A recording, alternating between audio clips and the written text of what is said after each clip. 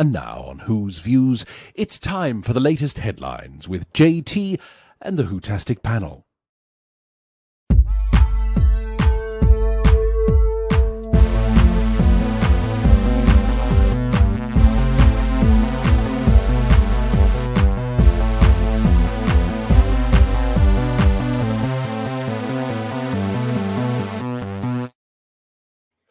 Hello, everybody. We're back here at Who's Views with your Sunday headlines. Yes, it is the big show. Where else are you going to be at this time on a Sunday evening? It is lovely to see you. Thank you so much for joining us. Got a lot to get through with this evening as well, because have you heard? Yes, indeed. Well, the BBC are happy and excited. And quite frankly, right now, the BBC have no right to be happy or excited about anything in my eyes, but apparently they are. And yes, you lucky people out there could soon be under the guidance and mentorship of RTD himself. More details about that coming up very, very shortly. Oh, I can sense you all grabbing your emails right now, ready to get in touch with that one and apply for it. Oh, yes, I can. So, yeah, listen, nice to see you all, nice. I'm not alone. As usual, I have got the Whotastic panel with me. At the moment, though, I've got this one. It's Third Doctor Ian, because guess what? Paul's on the way home from being an actor. An actor, darling. He's on his way. How are you then? Are you okay? Yeah, I'm not too bad, thank you. Raring to go. Well, that's good. And I hope you all are too out there in the chat land. So it's nice to see you, because it is the 25th of August 2024. And as ever, the gift that is Doctor Who keeps giving, we have got to talk about tonight. And as ever, it's about his views, it's about my views, and it's about your views as well. So it is lovely to see you all.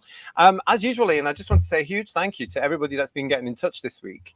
Thank you so much for all the emails and the comments.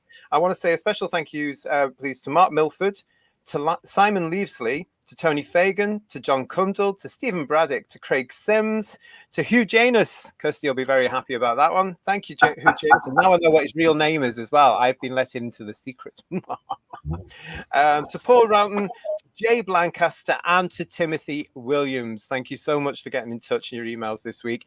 As ever, if you want to get in touch with me, I'm going to say it again, please do. You can get in touch at whosviews1@gmail.com, and it does take me a little bit of time to get back to you because I'm quite busy, but I will try my very best to get back to you as soon as I can.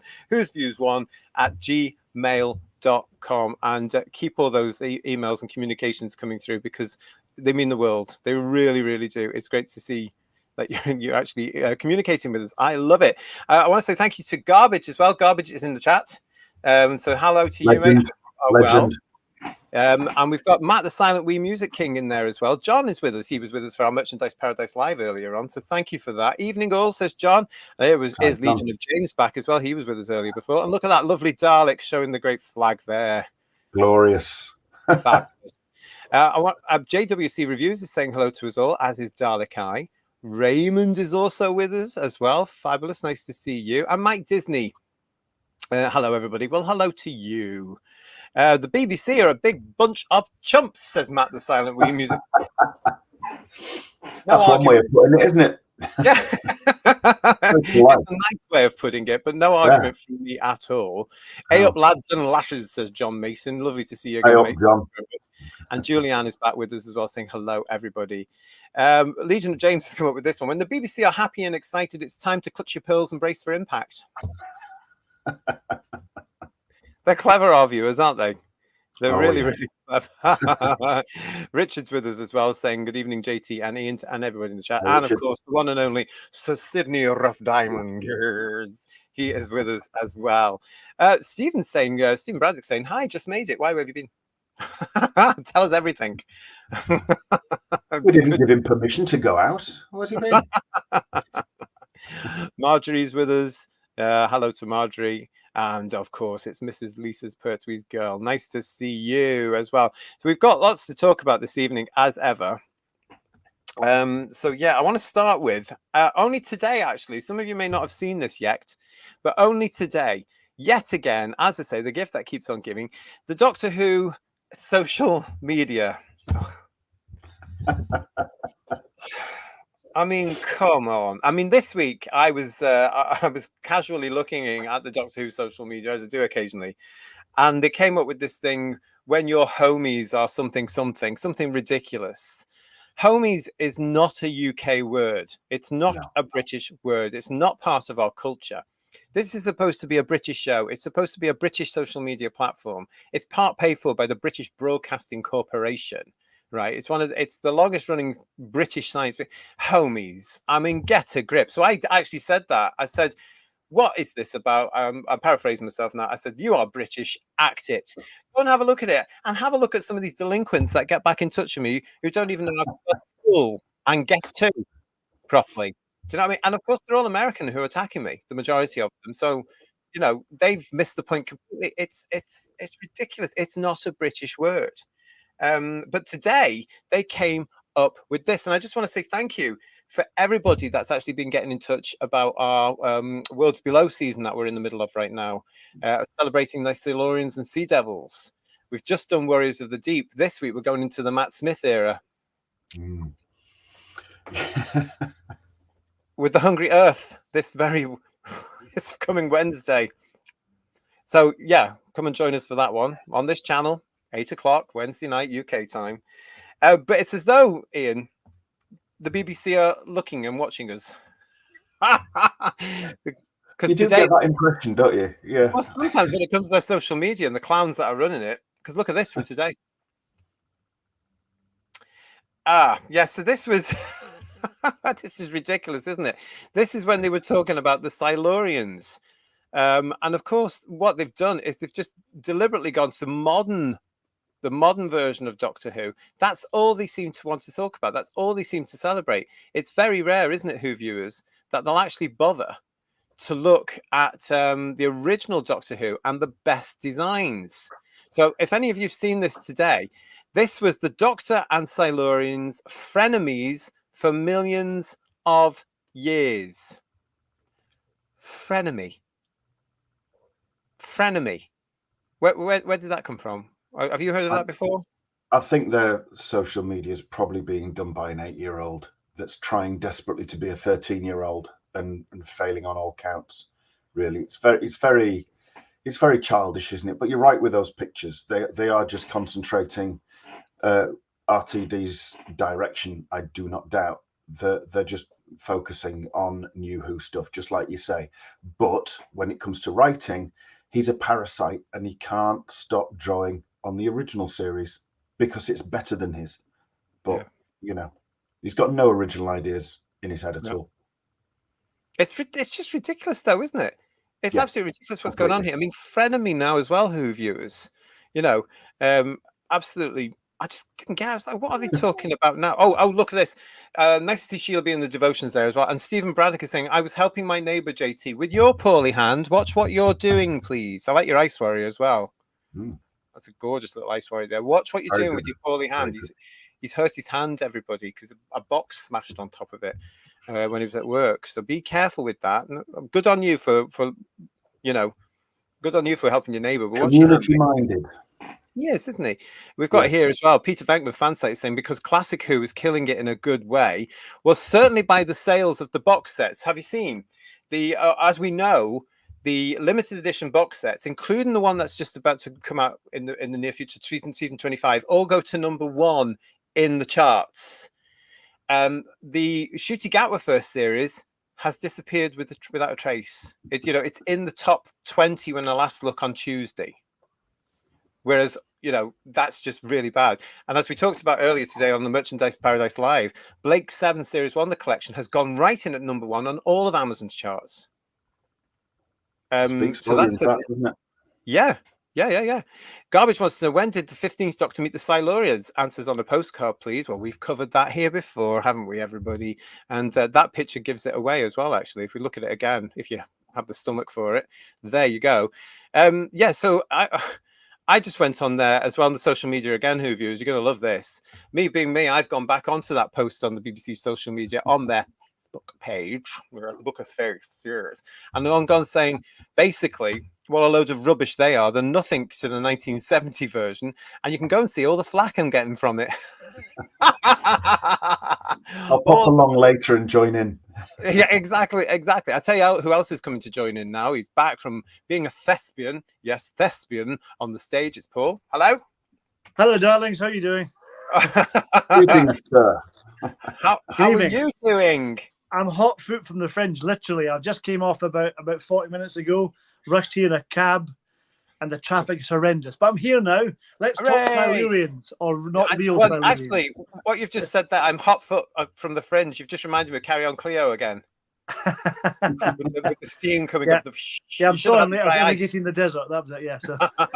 No, well, we were just talking there to open the show, Paul, about this that's dropped this afternoon. You wouldn't have seen it yet. This was it from there, and they're basically saying the Doctor and the Silurians have been frenemies for all these millions of years. And I just thought, again, it was just a case of them watching Who's Views, and they know we're deep in the middle of our the Worlds Below season. So thank you for that. But it also shows again just how juvenile these idiots running it are.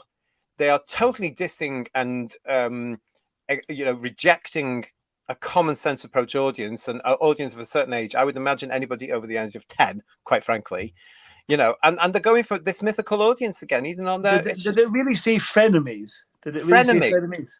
Frenemy. How old are they? Like you said, that's really juvenile, isn't it? Frenemies, God's sake. Yeah. Garbage is also telling us here there was actually a typo on the X account where they spelt millions wrong. Oh, God. To BBC Studios, if you pay peanuts, you get monkeys. Sorry to that's no it. offense to monkeys, but and I would say to BBC Studios, listen, see the people who are running your social media accounts for Doctor Who. Can you send them back to school, please? Because they must be about 10, 11. Don't be taking them out here. Get them back into the classroom. Heaven's sake. Pooh's Lost Eyes is saying that post-2010 Silurian design is frankly embarrassing. There's some concept art out there of a more classic, albeit updated design for the Hungry Earth, and it looks incredible. Moffat had no taste. Now, that design we actually looked at in our start of Worlds Below, didn't we, guys? We've got that there, and we will be showing it again on our Hungry Earth review, which is this Wednesday here on the channel. There you go. How's that for you, then? That's something for your Pooh's Lost Eyes, isn't it? That's service with a smile.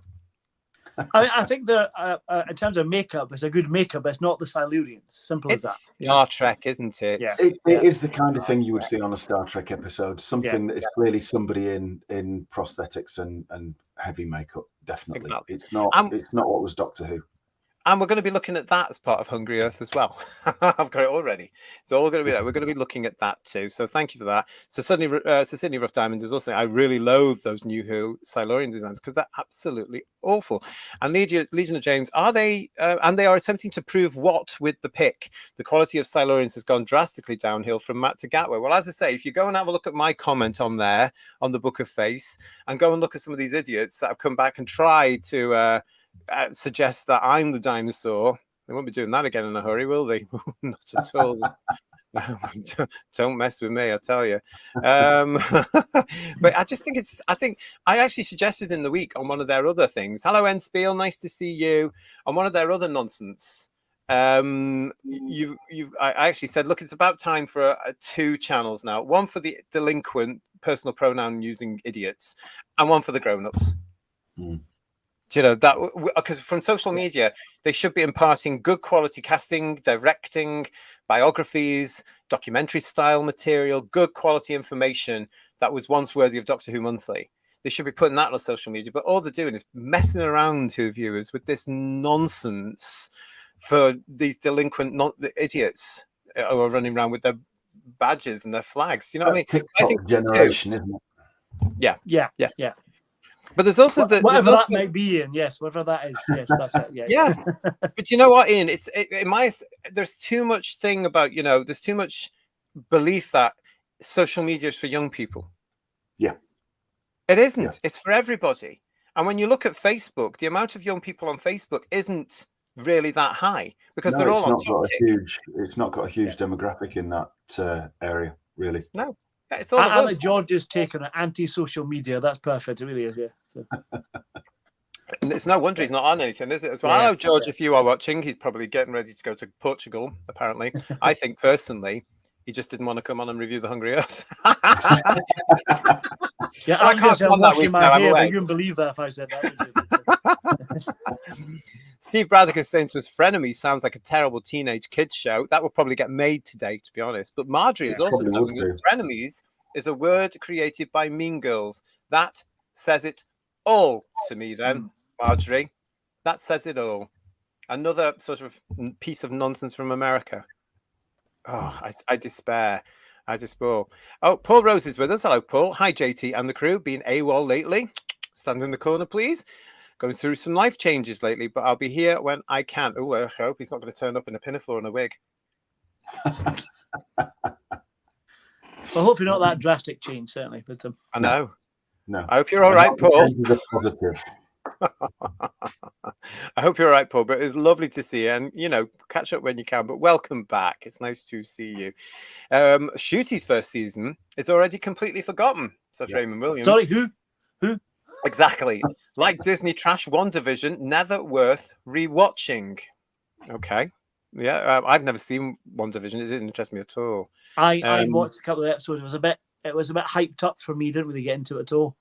Oh, really? Yeah. Oh, well, there you go. I'll be flayed alive for that comment, probably. Yeah. Kirsty would know all about that as well, wouldn't she? I think she watched it, so Kirsty would know all about that. So hello to Kirsty. I think she liked it. I think, if I remember, yeah. Yeah. Okay. And Glenn Piper is with us. Hiya, Glenn. How are you? The Sea Devils from Jodie Whittaker's era was a good design, I thought. At least that kept to the original 1972 design, from what I can see. And I never saw the episode. No samurai helmets. Yeah. And I don't like the outfit. I don't know why they're in some sort of Japanese type overcoat.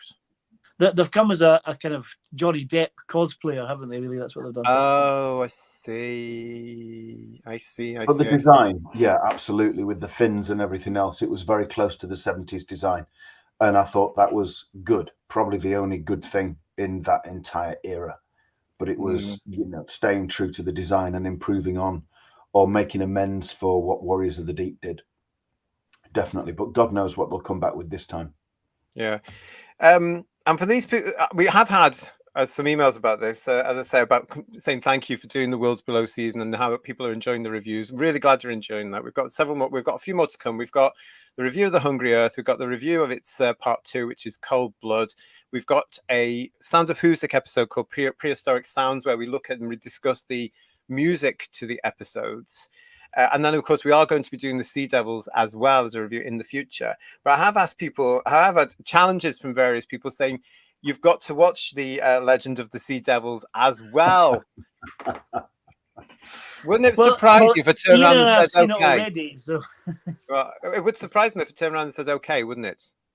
It would very surprise me, yes. Are you going to do it? No. No. Once is enough for me. No.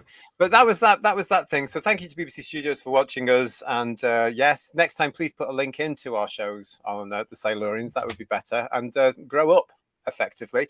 But this all ties into something else that has happened this week, and this is probably why they have been talking about Silurians and stuff like that, just the same as we are here on the channel right now, because of course this week, even though he doesn't use social media, Russell T Davies posted this to his Instagram, and this is the read-through for the first of the BBC Studios Bad Wolf Disney spin-offs, which is, as we all know, called The War Between the Land and the Sea.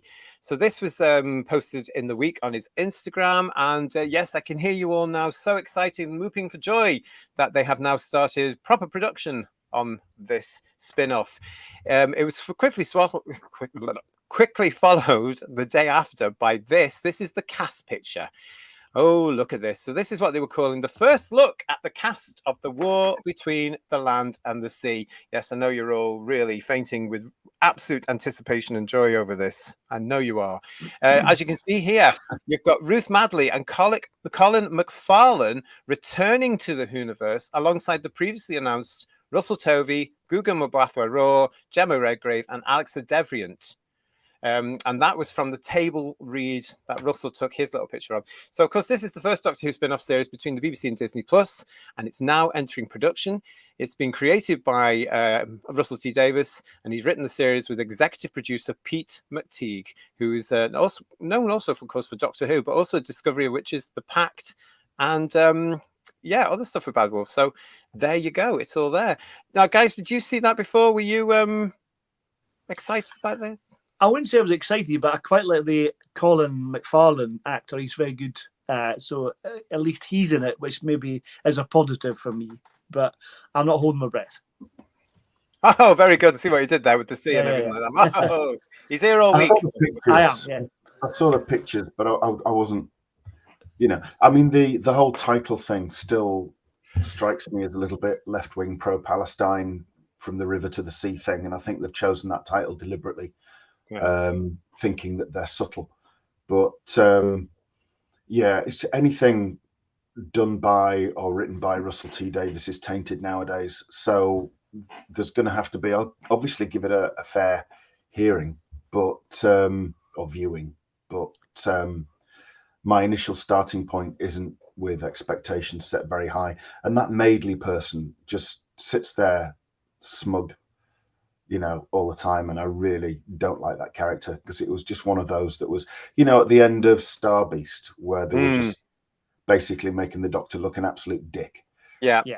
She was in on that. And I just thought, you know what, go to hell. Really. And there was that awful thing, wasn't it? Where, I mean, we talked about this, but that awful thing again. I mean, the whole episode was dire, wasn't it? It was dreadful. Pooh's Lost Eyes saying the war between the land and the sea rolls right off the tongue. Yeah, true. But we've got that whole thing where the TARDIS put out that, what do you call it? Ramp thing. Yeah. And I still don't understand. That was just virtue signaling of the highest order, knee-bending virtuous thing. Because, as I keep pointing out, K9 was getting in and out of that TARDIS for 3 years. For heaven's sake. You just used your imagination, didn't you? It's not like it's a particularly large thing to get over. You know what I mean? No, it was just them virtue signaling on television. Oh, look, they don't let anybody have any imagination now. Because to me, a ramp or something was always there in the TARDIS. Because how else would K9 have got in? Because he didn't have his hover facility back then.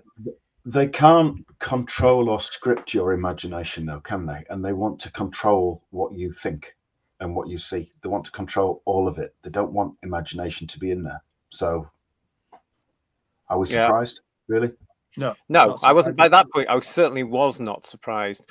Matt is saying to us here, more like the bore between the land and the sea.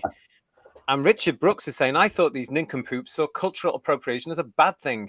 So why then are British people using African-American terms and idioms then? Excellent point, Richard. It's a rich, there's this backlash from some of these extreme left ideologists against being British. They just don't want anything to do with us. They don't even like our flag. They assume that the Union Jack has something to do with the far right. How dare they? It's about time we stood up and said, no, that's our flag, actually. No, that's British. That represents the British people. Don't you be telling us that we can't fly that and be ashamed of it.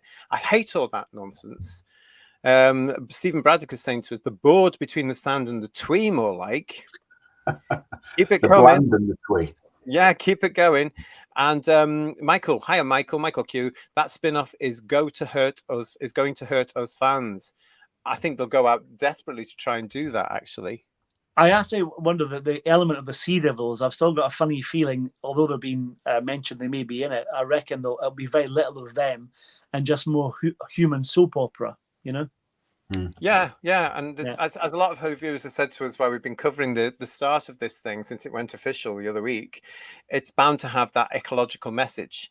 But I reckon, everybody, it's going to be like, do you remember the Aquaman movie? I think it's going to be something like that, where the sea spits back all the rubbish because the Atlanteans got fed up and spit. You know what I mean? Yeah. I think it's going to be that sort of thing. It needs to be more Doomwatch, doesn't it? Something like that, Doomwatch or Quatermassey, something a bit more exciting, Or something like Children of Earth what was it called? Children of Earth and Torchwood. That's right, something like that. It's got to be more mature and handled and approached in a more mature way, because the main show isn't. And that brings me to Pooh's Lost Ties comment. This has a high probability of being Doctor Who's Morbius, She-Hulk, or Acolyte. What do you mean Doctor Who wasn't? Come on, Pooh's Lost Eyes. The Doctor Who itself is broken beyond compare. It's just that was. It would be very funny though if that turns out to be quite good and the main series is complete crap. That would be interesting, but I doubt it. But, we'll know when they show it. We are going to be. We're going to be reviewing it. We will be reviewing it here on Who's Views Reviews. We will be actually looking at these 8 episodes, and we're going to review it. So prepare yourselves now, because I certainly am. Hello, my name is Charlie. He said I made it. Yay! How exciting. Lovely to see you. My name is Charlie. Welcome. And Rick Storm is also saying the boring tweens on the land and the sea. Why do the Teletubbies come to mind? Maybe they're in it. I don't know. Could well be, couldn't they? Well, that sounds like a promising team, says Legion of James. Sorry, I tried, but I couldn't keep a straight face. Terrible. Oh, you're all terrible. You're scathing. Marjorie, hello, Marjorie. The spin-off will go down like the Titanic. They tried to raise that, though. That was the problem. But oh, God, that's a very of its day film, isn't it? Raise the Titanic. Certainly is, yeah. I can watch it quite happily if it comes on one of the channels, but I just think this is terrible. We've got that. Julianne. Wow. Star-studded. Too right, Julianne. Absolutely. So, yeah. So that's it on the way here, isn't it? So the other stuff they were telling us in the press release was basically the same thing. They keep churning out the same synopsis. When a fearsome and ancient species emerges from the ocean, dramatically revealing themselves to humanity, if that's the sea devils, it's going to be again, blah, blah, blah. There's nothing different about it at all. You know, and I just find that thinking, right, okay, they're going to do it again, aren't they? They're going to really try and sit on it so that they're not giving anything out. It says the series is produced by Bad Wolf with BBC Studios for the BBC and Disney branded television and will air on BBC One and BBC iPlayer in the UK and exclusively on Disney Plus where available. So I wanted to ask you guys and you guys in the chat, see that thing where it says exclusively on Disney Plus where available? Surely it's everywhere. Have I missed something there? What does it mean where available? Is it restricted in some countries? I don't know. Is it? Does some block it? China, North Korea, Russia, maybe? You know, they're slightly less oppressive than the UK ones. Yeah, only slightly. I just think it's bizarre because surely, I mean, have they? What I'd love to know is, and maybe some of the Who viewers will know because they're very clever. Have they got a better deal with Disney for distribution internationally, or was it better the way it was before, where they had all the independent, all the other production, or the broadcasters buying it straight from the BBC to broadcast? Do you know what I mean? It was amazing. Well, I'd like to think that Disney's paying a lot for it to distribute it, surely, because that must get them some money from that, doesn't it? You would think so. Yeah. That's why they've done it. Thing is, though, anybody can watch it anywhere through iPlayer, can't they? Just by getting a VPN and saying, yes, I've got a TV license.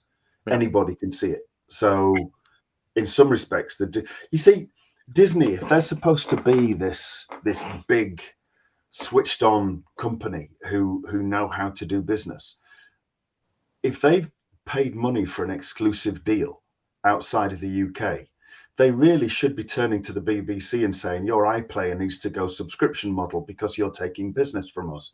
You know, we're going in these countries, but these countries can see iPlayer just by a VPN and telling a little fib. Yeah. You know, there's no please enter the serial number on your TV license when you log in or anything like that. They just take the word for it. So, you know. Yeah, because all it says here in the UK is, yeah, do you have a TV license? Then you press yes, and then you're in. And that's what's happening. We know that from people who have joined us in the chat on the show. We know that you can see and have access to the iPlayer. So why would you pay for Disney Plus if you can get it free? The way Ian's just said, I find it totally bizarre. It really is ridiculous. Thank you, everybody, for joining us, by the way. Really enjoyed this. We do have this one as well. I want to mention this as well from Asbeloa Golaf. Spin-off is going to be so good, and it's great casting choice. Well, I'm glad you're happy about it, and I'm glad you're excited for you. If that's not you being sarcastic, if you are genuinely looking forward to this, as ever here on Who's Views, we will be looking at this, and we'll be covering any story that they bring out and tell us about as we get up to this. But we're going to try and keep an open mind about this, which is very difficult after the 8 episodes of nonsense they've just brought out this year. And then we'll look at it and we'll review it and we'll come back and we'll join with you and we'll all talk about these episodes as and when they're available. The bizarre thing about it is they're presenting this comedy Silurian at Christmas, but they're going to make the Sea Devils comedy Sea Devils as well when they come in the spin-off. Yeah. I mean, why do that anyway? I mean, this is so Stephen Moffat as well as RTD, isn't it? Oh, yeah. I've done that to the Silurians. Might as well do this now. Why couldn't they just bring in a new character? Why did it have to be a Silurian? Yeah. Why? Just so that GT's got another one in the arsenal? I don't know. What, Ian? Another one in the what? in his arsenal, you know, with the pantheon of monsters. Because he's That's not a euphemism, in case you were No, wondering. it's not. I mean, but sometimes I think fans do this, you know. Yeah. Oh, he's got to meet the Daleks. Oh, he's got to meet the Silurians. Oh, he's got to meet the Cybermen. And you know, sometimes I just think, well, hang on a minute. As a fan, back off. No, he doesn't. So at the moment, all he's met so far is Sutek, you know. But there's a Silurian coming now. We don't really know what's going on in series 2. I don't know. It's just sometimes the way I look at things. Thinking, they always brought in the big hitter monsters to give a kind of cushion or a safety net, especially if it was like a new Doctor. So Tom Baker had it, didn't he? We had Sontarans, Daleks, and Cybermen one after the other in Tom Baker's first season. He didn't need them, but my God, what a classic Genesis was. We don't want to be without that. And to an extent, Davison had it, didn't he? Because he had Earthshock and everything. But they don't need to do it. They shouldn't have to do it. Pertwee didn't need it. It was all original with Pertwee for the first couple of years. But if Gat was supposed to be so good, he doesn't need these crutches. And they've said you don't need any prior knowledge of anything that's gone before him. And yet here it is every single time, referring right back to the very start with Susan, episode 1, series 1, 1963. You can't go any further back. But they're saying you don't need any prior knowledge, which is obviously all crap. Yeah. But that was such a bizarre thing to reference Susan, wasn't it? It really was. Yes. Yes. Completely. Yeah. I mean, that was just total fan nonsense as well. I mean, if you were going to do that at any time, they should have been done in the 60th anniversary things, and it wasn't done then. So to carry it over now, I don't understand why RTD has done this at all. I mean, why would you do that? I mean, he didn't even do it in remembrance of the Daleks when he's literally around the corner from where he's just been. You know, this is what happens, I think, when you get too blinkered as fans, thinking, oh, look at me, aren't I clever? And I'm proving that I know the law. And then you go and rewrite it all. Glenn Piper is saying to us, if there is anyone out here that has not seen Torchwood Children of Earth, please watch it, as it's a brilliant 5-hour story. Yeah, it's quite harrowing in places, though, but it's a cracking story. It really is. It's probably the best bit of television at that time, I would think, over the 5 nights that it was on. If you like a dark drama, that's for you, because it is very, very dark. Yeah. And that's what Torchwood should have been. Quite well, didn't it? What? Yeah. It did quite well, didn't it? When it was huge. On? Yeah, it was huge. The BBC, in case you don't know or don't remember, screened it Monday, Tuesday, Wednesday, Thursday, Friday over 1 week at a certain time. I think it was it 9 o'clock? I think it was, yeah. And I have to say a shout out for John Bannerman. He was superb in it as well. He was fantastic. Yeah. But all the cast suddenly woke up in that. For me, it was like, they've discovered the script. Yeah. They've been given a script and they're going to act to it. Because what Torchwood for me became was, Freak of the Week. Yeah. And had they done, say, 2 series a year of the quality of Children of Earth, 5 episodes in that part of the year and 5 episodes in that part of the year, I would have been happy. Yeah. But I only bought them because eventually Martha comes into it, and I thought, I've got to get it now because it ties in with the DVDs I've just bought. That's just me being sad. Cyberwoman, what were they thinking on that one? That's one that's wrote that. Who wrote that? Chris Chibnall, believe it or not. What a strange. What a surprise. Hello, Philip. Nice to see you, Phil. How are you doing? Hope filming is going well on your Doctor Who film. Looking forward to seeing that one. So let us know how you're doing on that and where the ETA pictures is. Pictures look great, Phil. I have to say, really. Yeah, the pictures look amazing. Yeah, we've been sharing some of the pictures from Philip to our Who's Views Facebook page. And there were some nice black and white ones coming out this week where he's in a graveyard and there's certain stone statues around, which surprised me. I wonder what that could be. Yeah. It's the return of Bok, isn't it? Oh, thank God for that. Yeah, that'd be good. About time. Here's a question for us all from Dalek Eye. Do you think the Silurians as well as the Sea Devils will be together again as before? No chance. I hope not. They're not going to do it. The 2 styles now are not right. The Sea Devils are more or less established as being very sort of as they were in 72 now, especially if they use the costumes that were left over from the Jodie Whittaker thing, which saves money. So why wouldn't you? And the Silurians Silurians now just look silly. So why would you? Yeah. And the Sea Devils probably wouldn't stand any of the nonsense from the Silurians this day and just go. Yeah. I'd pay to see that. I'd subscribe to see that. Yeah, that would be quite. Can you imagine that? Bugger off. That would be quite funny. Yeah, let's petition for that one. That would be great fun. Yeah. That'd be great fun. So If yeah, it's quite adult, they might use swear words as well, which is quite good. I like that. Yeah. will it be though? Because again, Doctor Who has now changed. RTD's vision is to make it all twee and cozy and fluffy and not deal with realism and bring everybody back from the dead and have no realism in it. Will it be? Well, we don't know who they're saying for yet. If it's going to be the same Doctor Who's demographic, or it'll be like Torchwood, or it'll be after the Watershed type drama, or it'll be children's BBC. What's it going to be? What is it? You know? I think it'll be in the same vein as Doctor Who. Right. So because it's they all are the pitching it to that audience, aren't they? Yeah. They are. That's the audience that they're talking to. So I can't imagine them putting it on at a different time, because the audience they're aiming at, their bedtime's about 6:30, so they're not going to push it on too late, are they? Well, that's very late for that audience, though, isn't it? Really, that's my bedtime as well. I should be in bed now, to be honest. That's because you're getting older. Hi, Sean. Thanks for that. Sean. Thanks for joining us, Great. Sean. Nice to see you. And from Paul Rose, I thought Kate was a good character, but no one can shine with the current state of it. It's more down to the writing and production than the actors. Mm. Yeah. Well, it is. The actors can only play with what they want, but if they're given nonsense and they can't act, no names mentioned, then it's a case of like you're going to get dross, aren't you? You're going to get dross. Well, I've said before, if Gatwa got a script written as the Doctor, he might be able to play the Doctor, but he's not had that at all, I don't think. So I'm not even sure he wants to play it now. I mean, he's going to. No, yeah. He's just. I keep saying it's Eric in space. Yeah, I don't That's all think I'm he's seeing. got the acting chops No. to play the Doctor. The role of the Doctor needs a certain something, as well as being male. It needs a certain something, and Charisma. whatever that is, he doesn't have it. So Yeah, it's a magic you've got to have for the Doctor, isn't it? It's an ability to understand what makes the Doctor. And the last two actors, I personally feel that we've had in the role haven't managed to capture that secret. Yeah, yeah, agree. And it's probably because they haven't gone back and studied the first four, especially. Mm. And that's where the secret is, because the first four nailed it. I know the show was still in its infancy, in today's standards, but they nailed it. The first four. And I would say to any actor that gets this role, you go back and you watch those first four in particular, possibly throw in a bit of Smith and Capaldi. There's your Doctor. Yeah. That's just my opinion. Hi, Babette. Disney has its tentacles in more markets. It's reaches farther. The BBC iPlayer isn't even worth their having to address. Okay, fair enough.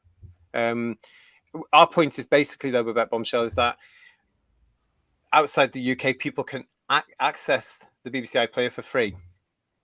So if they're just looking to buy Disney just for Doctor Who, they don't need to, because they can get into iPlayer for free and have access not just to Doctor Who, which is on now, but the back catalogue and loads of other BBC content from the last 100 years.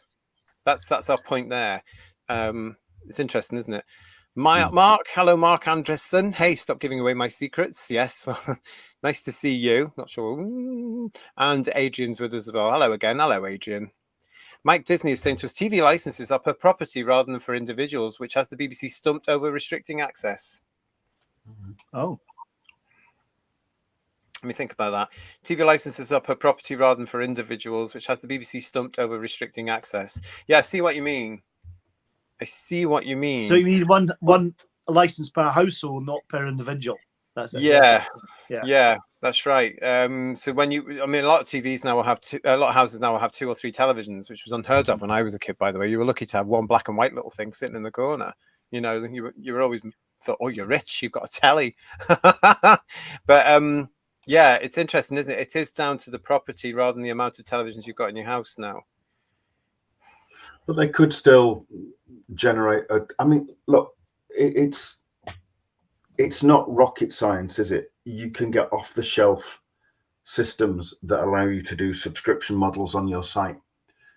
Everywhere does it. Everywhere. Netflix does it. Amazon does it. Everywhere does it. ITV does it. Channel 4 does it. And It just seems like BBC won't. And I think one of the reasons that they won't is because they have the collective British public by the short and curlies who have to pay for them, whether they watch them or not.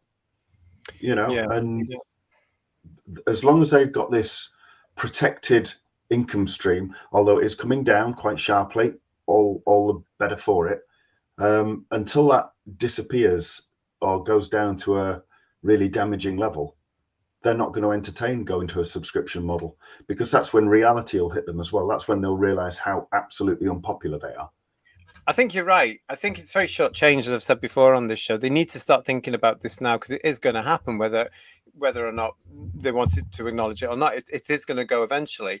And certainly when this current government we've got in are replaced, you just know that the other lot who will come in to take over, that's one of the first things they'll do. They'll say, no, you've had your time now, you're off. And they'll bring it into law. And I've said on the show before how the BBC can get around that, and it is all down to the iPlayer. But the other thing about this as well is, if you make the decision not to have a license fee, you just don't watch live broadcast television. And it's as simple as that. You have to have a license fee to access the iPlayer, but you don't for all the other channels if you're not watching live TV. So as long as you don't mind missing BBC output, and quite frankly, there's nothing on there that's of any interest at all, you can get by. I've been doing it for 6 years. The only time I go, as you all know, and I'm going to point it out again in case anybody's fresh and sort of starts whinging, if I want to see anything on the BBC, which is very rare, I'll go to Family, because they all have TV licenses. And your family can give you an alibi, so you're fine. So. Absolutely. You just don't know who's watching these days, do you? You really don't. No, you don't. Paul Richards is saying to us, this Sea Devil spin-off will be a steaming turd if it's written by RTD. But Lee is saying to us, it's hard to judge before a trailer. It's hard to judge even with the trailer, isn't it, Lee? Because the trailers will only show you the good dramatic bits, so you would hope. So they claim. You watch the context of the shows, haven't you, Paul? You've got to watch each episode before you can really judge it, and that's what we're going to do on this show. God help us. Yeah, it's on the way. Whenever they broadcast it, we'll be here to review it. Will this be coming out after season 2? Will this be coming out after season 2, says Raymond? We don't know. They haven't announced it yet. We don't know. It's possible we might get to know when season 2 is coming very shortly, because I personally think we're going to get the Christmas Day thing, the Christmas episode, and I think they will get their way of bringing series 2 of Doctor Who into the earlier months to try and boost those figures. I think if they continue to be predictable, they'll do a season 2 trailer at the end of the Christmas special, probably, like they did before. Imagine. And I reckon they will get their way and bring it in that little bit earlier and to try and boost the figures, which means they can bring the spin-off in later on next year, or the middle of next year, or later next year. Does that make sense? Yeah. But we'll soon. We might find out soon, Raymond. Because you're not going to get the spin-off until at least the autumn, I'd imagine. Surely, And a trailer will be another minute and a half of Shooty crying in different episodes, won't it? It was just like, oh god. Doctor Who sponsored by Andrex. Other tissues are available. Yeah. Can you imagine? Boo hoo, Gatwa. The war between the land and the sea will live or die based on returning classic companions like Mel, Joe, and Ace, says Babette Bombshell. Well, nobody's been confirmed apart from the cast that we've just seen there. That's all that's been confirmed. So if there are any returning companions, they would have cast them by now and announced it. So I don't think Mel, Joe, Ace, or anybody else are going to be in this unless there's cameos. Well, when I heard about this, I thought, remember the trailer for season 9 box set when Joe finds a little baby sea devil in the cave? I thought that was going to be some kind of connecting a narrative or something to the series, but maybe not. Who knows? But it wouldn't surprise me with Pete McTeague being involved. Yeah. Because they're doing. I know I have read somewhere that Russell's was allegedly keen to get the fans back. I don't believe that for a minute, but getting Joe and Mel and stuff like that gets us a bit interested. But it's not really enough. It's too little, too late, don't you think? Oh, totally. Yeah. It'll get you more thinking. Oh my God, how are you going to screw up these characters even more? Yeah, because I'm waiting to see what's going to happen to Mel, because I'm sure they're going to ruin her probably. Yeah. Thankfully, she's getting very little screen time in a way. And the episodes we've seen of her, she's actually been very good. But I think that's more Bonnie than the writing. Yeah. I was very happy that she was going to smack the Doctor. That was very good, I have to say. But yeah, we were all wanting that as well, weren't we? Yeah. Matthew Pounder, hello, nice to see you. Warriors of Deep show there's no more mileage left in the character. That's an interesting point, that isn't it? I'm not so sure about that, but it's an interesting point though, because when you think about it, because that's set in 2084, shows there's more. I do understand what you're saying there, Matthew, because it's always the same story, and we're going to be coming that obviously when we're talking about Hungry Blood, because Hungry Blood, as we're going to be talking about on Wednesday, to me is exactly the same as 1970s story. Well, to be fair, Sea Devil's an underwater version of Silurians, isn't it? Let's be honest, So yeah, it's a great concept. Yeah. The concept behind all of that, as we said right at the very start of the Silurians review. In fact, when we did the overview before that, it was a fantastic concept, absolutely wonderful, really original, well executed for the time.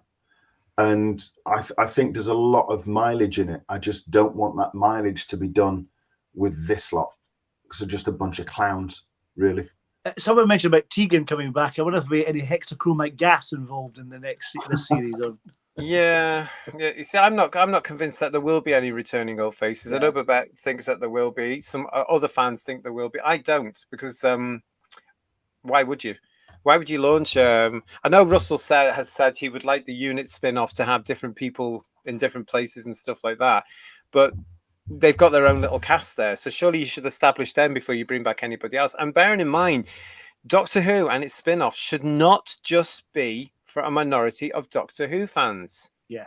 This isn't the Marvel universe. This isn't the Warner Brothers or the CW or whatever they were called. This isn't that sort of thing. These aren't shows that are just made for the fan base. These have to hit with the public of Britain and now of the world. If they don't, then the show will be gone in a few years, as I'm sure it's going to be. I think the reason why fans think that in The Power of the Doctor, Jodie's last episode, Kate Lesbitt Stewart has this companion kind of AA meeting type thing, and they're all there, and she says at the end, I might want to employ you a unit at some point, and that's where that's probably come from. Well, I think that's nonsense, because the whole point of that was simply to celebrate 100 years of the BBC. Yeah. That's why the Davison, McCoy, McGann were in it. That's why they were in it. They tried to get Tom as well. Colin was in it. That's why they were there, because they were the classic era Doctors that saw it through 26 years. And that's what the fans forget. Fans can be like this, and I know this because I'm one myself. Fans forget the realism of it. So the Power of the Doctor was nothing to do with celebrating Doctor Who. It was celebrating 100 years of the BBC. That's where that fits. Hence why there was all this canon reference in there. It's got nothing to do with real story. You could have taken all that out. Oh, they could have. And it would have been... those were the best bits, to be fair, I have to say. Yeah. Well, it would be, because it's working on the fans' love of the old show, isn't it? Yeah. Sean Cryer is saying to us quite rightly, they aren't going to change their style. As we've been told, it works so well. And that's going to tie in with something we're going to come to shortly, which they're all saying they're very, very, very happy. Rumour has it, says Neville, hello, Neville, that Gatwa doesn't want to do it anymore. We can but hope. We didn't want him to do it before, let alone anymore. Yeah. The rumours are weird. Treat them as rumours. It's just a rumour. We don't know. We don't know him. I reckon, I know that there's been lots of things, I've talked to this before about people not going on social media and stuff like that, but Ncuti's a savvy kind of person in terms of being involved with social media and TikTok and all this kind of stuff, and he must be aware of sort of some of the attitudes that some fans have regarding his era, this new era, so he must be aware of some negativity. He's not that stupid, I don't think. I think they all are, but because they're in their show business bubble, they're not going to listen. And because they've all branded us, as has our latest prime minister, they've all said, "Oh, you're all. If you don't agree with us, if you don't do what we tell you, you're all right wing." They're trying to shame everybody, aren't they, into saying you will do what we want you to do, otherwise we'll call you nasty names. And unfortunately, it works because people go, "Well, I'm not like that, so." Oh, maybe I'm in the wrong, or maybe I can't do this. And that's what we've had since the announcement of Whittaker as the Doctor, for heaven's sake, in our little world. Yeah. Paul Rose is saying that's what staggers me, JD. It's like they're proud of stating they haven't watched any of it. If you are given the golden ticket, do some research. They all trust a particular man in charge of this show, don't they? Because he's the big Doctor Who fan. They all trust him. The people with the money. the broadcasters, the other people that are producing things, the actors, they all listen to him because he knows more about this show and its history than they do. That's all it is. Bizarrely though, that San Diego Comic-Con thing, apparently, allegedly, Shooty watched some classic Who and some modern Who, and Russell said, well, I didn't tell him to do that, but he should do that. He should tell them. Well, of course he's got to know. He's got to, if it's supposed to be the same character, oh, by the way, it isn't, but if it's supposed to be the same character, then you should know what's come before you. And this is the problem with Doctor Who, because I preferred it when there weren't that many of them, because you could capture it properly. Now there's 5 million, billion, zillion, dillion of them, and a new one seems to crop up every other series. It's getting ridiculous. There's 15 now, apparently. There's 15. Yeah. They've made regeneration really trivial now. That's the thing. So, can you remember a time when we were kids, guys, when you thought, oh, there's going to be 15 Doctors one day? Well, when they said the 12th regeneration was the last, you thought, oh, that'll take ages. That's fine. It's like, you know what I mean? Yeah. And now it's 15. It's bizarre. No, it's 15. I still can't quite take that in, viewers. I really can't. I hear because Gatwa is so wooden, he's turned into a weeping willow, says Sheila B. Scathing Sheila. And what's this from R. Graham? Hold on, what's this? There was the Who's Views earlier today. Ooh, about merch and dice. And there was me watching my beloved Brentford lose when I could have partaken. Well, how very dare you? How very... Yes, there was an earlier show earlier on today. Go back and have a look at that after this one. And I will do, yes. Yeah, make sure you are subscribed to the channel and rung that bell to get notifications. And a little tip from you as well. You can actually look at our show page where all our forthcoming shows are usually there ready for you to ring that bell on them. But you can also find us on Facebook and Instagram under Who's Views. So come and like us there, because that's where we use it like a Radio Times to show you what shows are coming up in the week and give you a daily reminder, as well as some other stuff when we get time. So come and have a look at that, Graham. Come and have a look there. But how very dare you be watching some other nonsense. Shocking, isn't it? Who's this? Hello, Paul. Nice to see Paul Baker joining us today. Good evening, all. Well, good evening to you as well. Very nice to see you. So thank you for joining us. Richard is saying to us, the first 4 Doctors are the stable core of who the Doctor is. That's exactly what I meant. Yep. Spot on, those 4, aren't they? The magic is there. That could just be our age. I doubt it slightly, because the magic is there. It runs through the 4 of them, I think. Yeah, I'm not dissing Peter or Colin or Sylvester, certainly not. But that period, those first 4, there's just something so different. I kind of wish a little bit that Peter, Colin, and Sylvester had more time as their Doctors to establish themselves more. That's probably mainly the issue for me a little bit, you know. Yeah. Davidson definitely should have had 4 seasons, an extra season, and it would have been interesting to see where Colin Baker had gone without that stupid outfit, because it just made the Doctor look a tool. But on the whole, and Sylvester was starting to get in the right direction, wasn't he? He was going really well.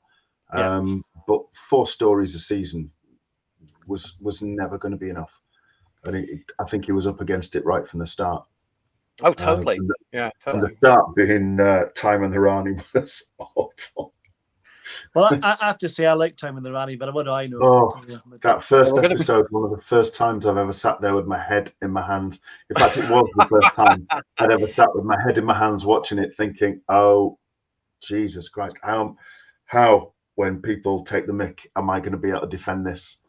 And little did I know that from 2017 onwards, I'd have my head permanently in my hands. And then by 2024, it'd be like, yeah. Mark Jones, hello to you with your Les Dawson little avatar there. Nice to see you, and nice to see him again, giving me the old hoo-hoo. The problem is Whittaker didn't watch any classic Who, just a few Tennant and Smith. Gatwa has said he talked to all the other actors but took Jodie's advice above all others and based his Doctor on hers. Really? Is that what she was like as well? Oh, good God, really? That explains a lot then, doesn't it, really? That's absolutely ridiculous. What was her advice? Watch Man, I'm brilliant. I cry a lot. The first 5 Doctors are different from each other. From Colin Baker onwards, you could see the other Doctors that influenced them, although I always thought Colin Baker wasn't good in the role, and that's from Raymond Williams. This is the big thing about Doctor Who, is we all have our favourites and we all have the ones that are least favourite, but we still recognise the Doctor. I'm going to say right now, the first 7 are still recognisably the Doctor. Even McGann is recognizably the Oh, Doctor. definitely McGann. Definitely McGann. No? Yeah. So I would count him in with them because he's there. I can see my Doctor, the first 7. I saw him in Smith to an extent. I saw him in Capaldi a lot. Anyway, make of that what you will, Raymond. What else we got here? Noel, hello Noel. Noel saying to us, RTD makes it like watching paint dry. And poor Richards, what do you mean? I'm disappointed they didn't get Sue Pollard to star in this spin-off. Well, she's available. But no, Sue Pollard was the 14th Doctor, wasn't she? Oh God, I don't know. Sheila B, I was told by a TV license worker that you have to pay for a license if you have the equipment. No, that's nonsense.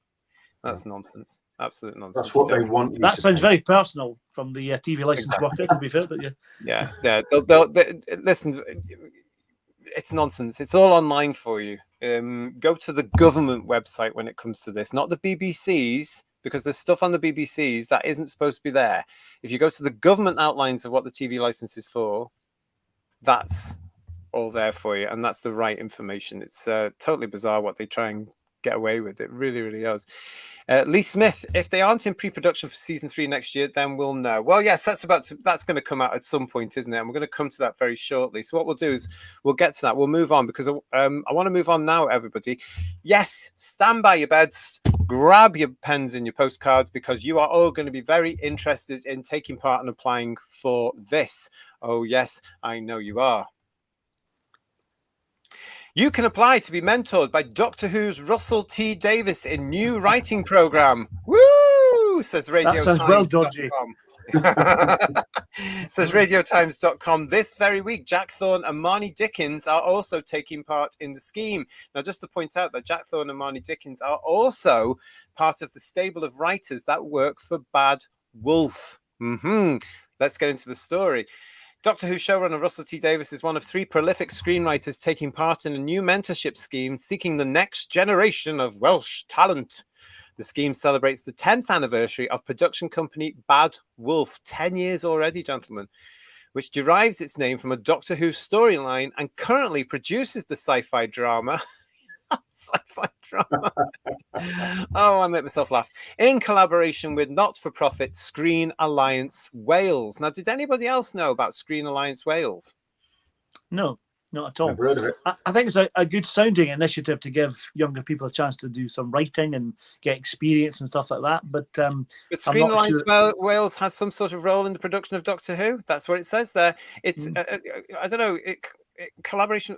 Or does that mean Screen Alliance Wales is doing this thing? I don't know. Let's carry on.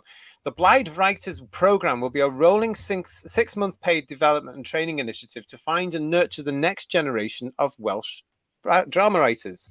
Successful applicants will develop an original contemporary Wales set, returning drama in collaboration with Bad Wolf, while receiving mentorship from Davies, Marnie Dickens and Jack Thorne.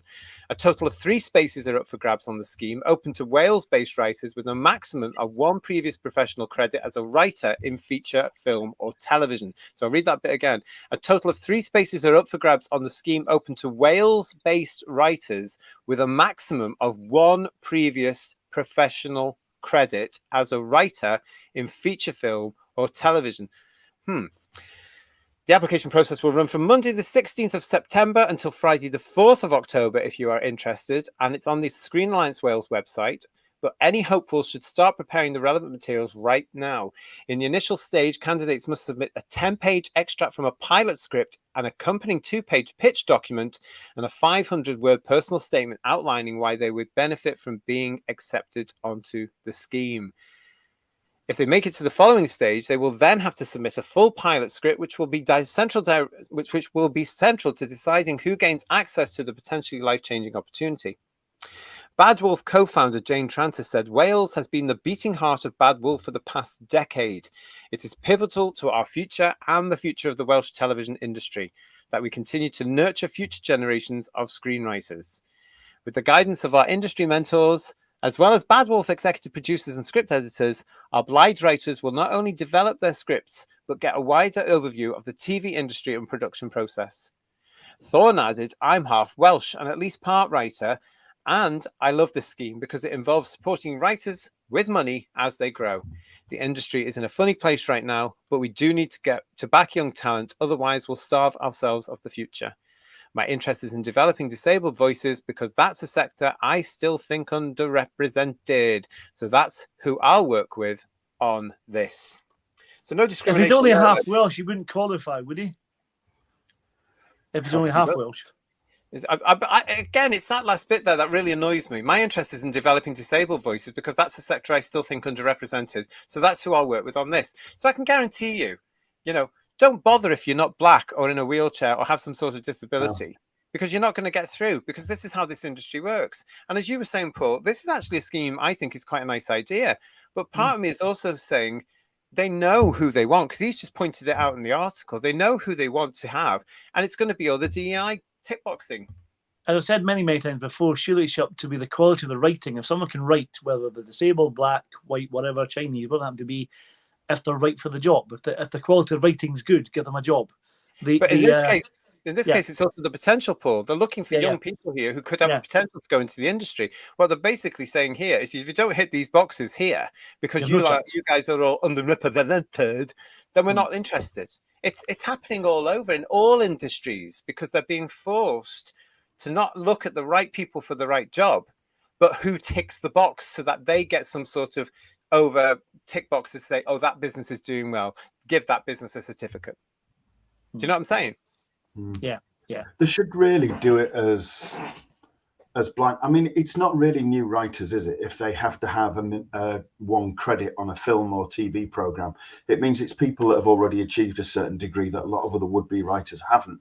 But if they don't, it says disabled writers. It doesn't say what kind of disability. So what you're talking about? Are you talking about somebody that's in a wheelchair that can't walk?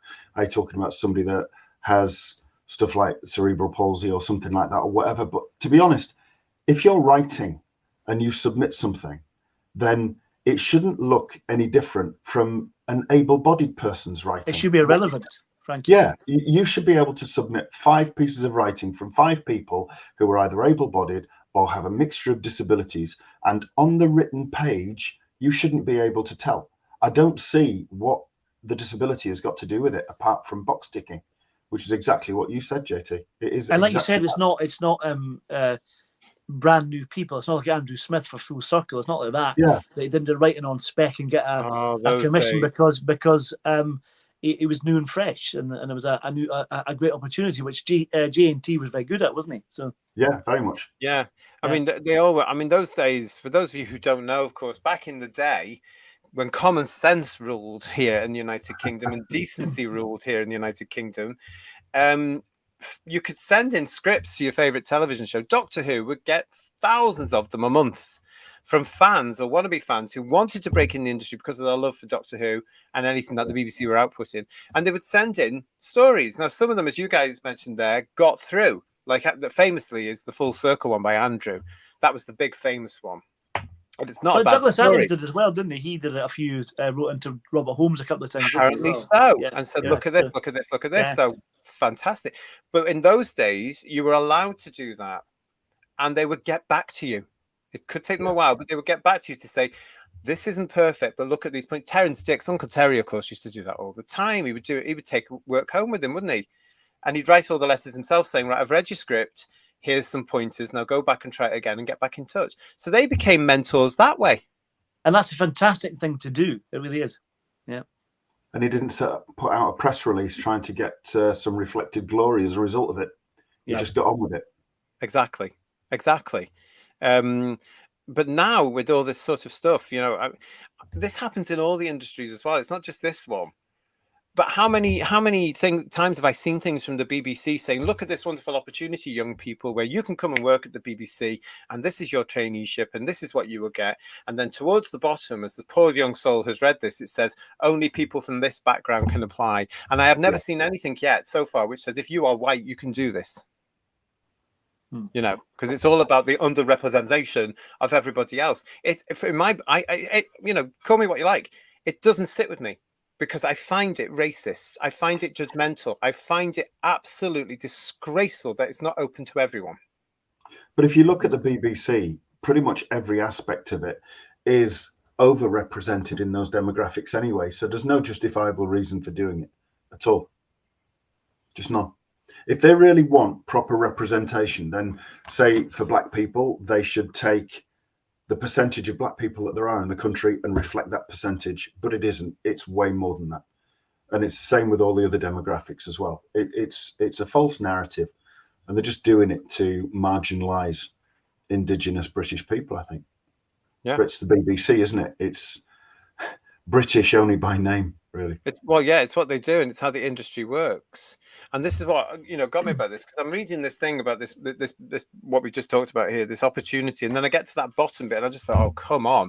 So all you're going to do, Mr. Writer, is look for people with some sort of thing that you think is a disability, which might not be to that young person. How judgmental are you?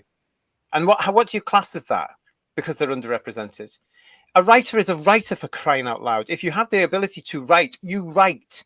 Don't be saying to them, we're not going to produce your stuff because you're not this and you're not that and you're not that. And that winds me up. How judgmental and how discriminatory are these people? And why is it always these people that think they're on the right side of history? Why are they the worst? Babette Bombshell, the idea of selecting a writer based on wheelchair rather than writing is so condescending.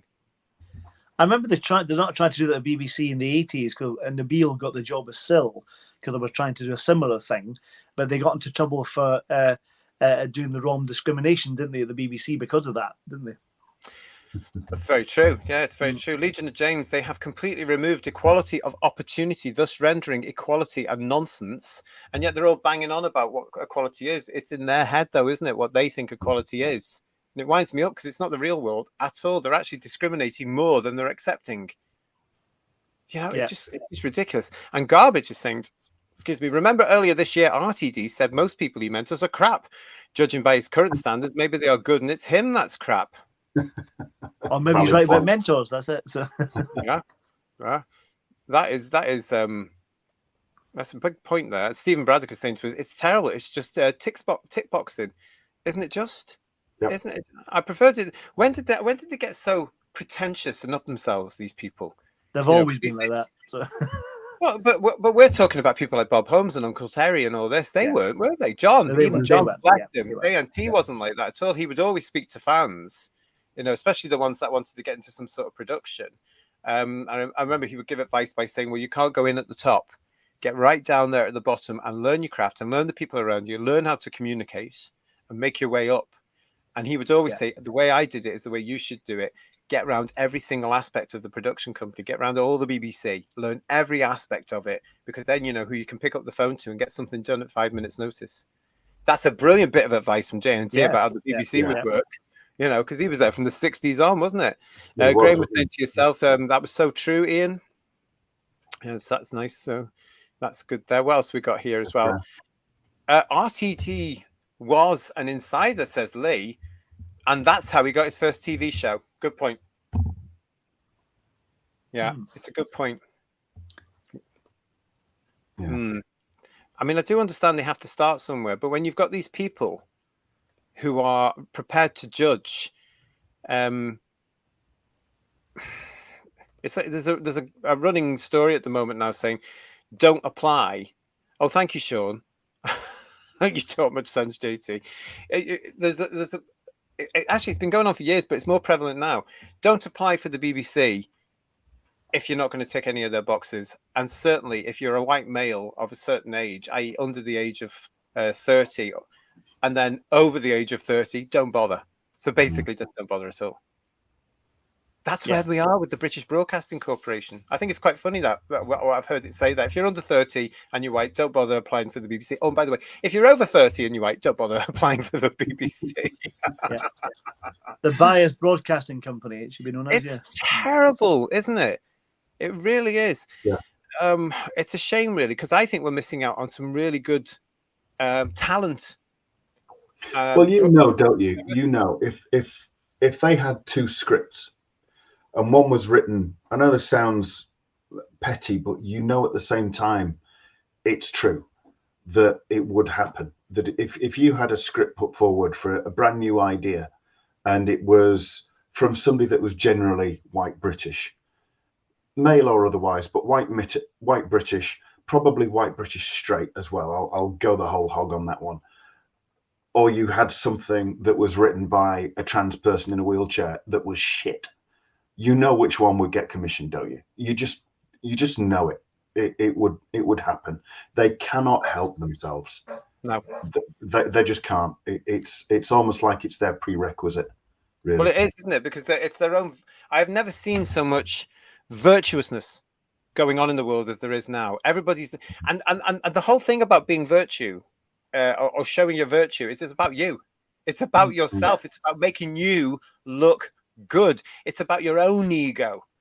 And if you look at show business, it's full of them. Look at the Tenants, for example. Look at the knee bending nonsense they're all going through that we've covered on this. And it's all because of them. Oh, look, aren't we fabulous? Aren't we wonderful? Aren't we accepted? Oh, have some porridge.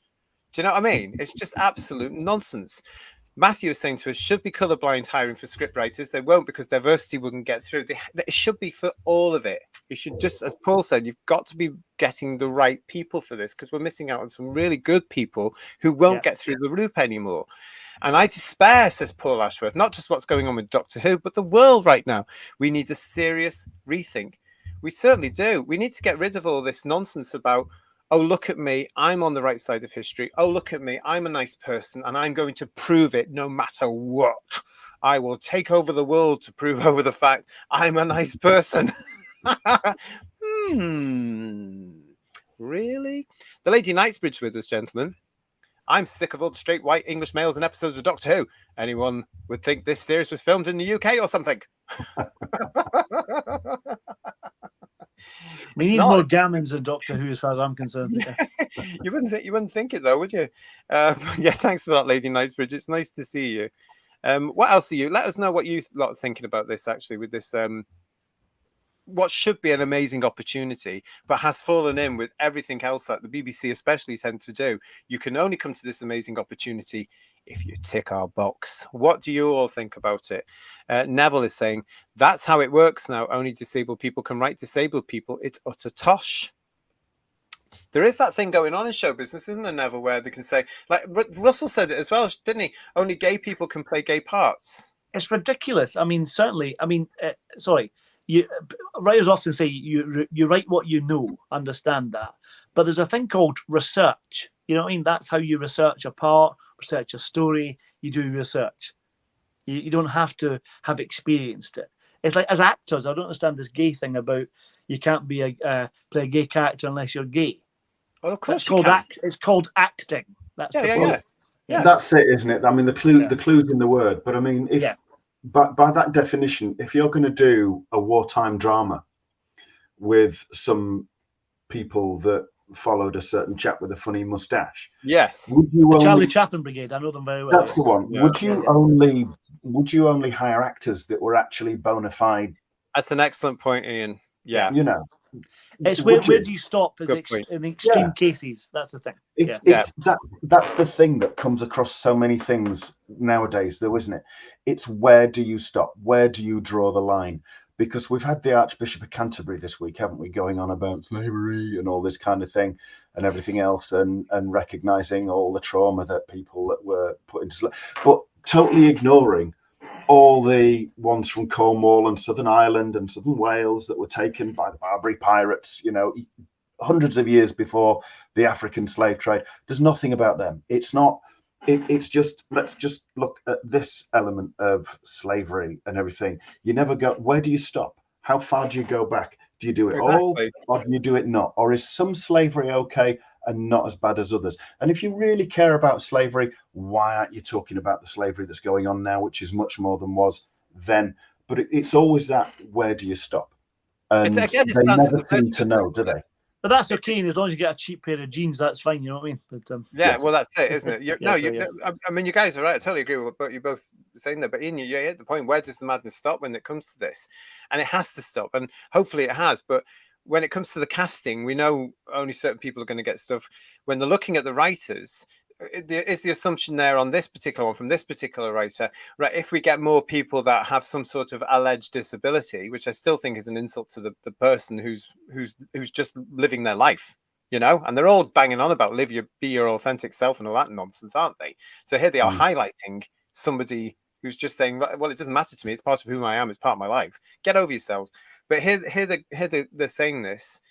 And I just think to myself, right, so you're actually endorsing discrimination because you think that person is going to write more of these characters that you want to see in a show.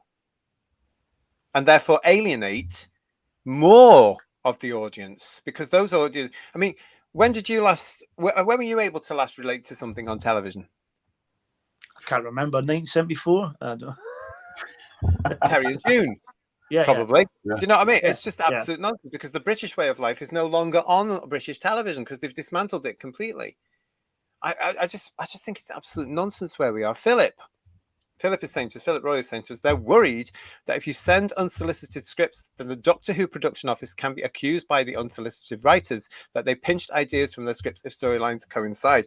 I have heard that before, Philip, and yeah, I think you are absolutely right on that, but I just still think it's nonsense, because if you got back to the unsolicited writers and worked with them, and you either said, listen, that's not a Doctor Who thing and it won't work, thank you very much, but here's some tips, or actually, do you want to come down to the Cardiff office or meet somewhere for a lunch because you might have something there, like they used to do in the old days, because that never happened. Nurture the talent.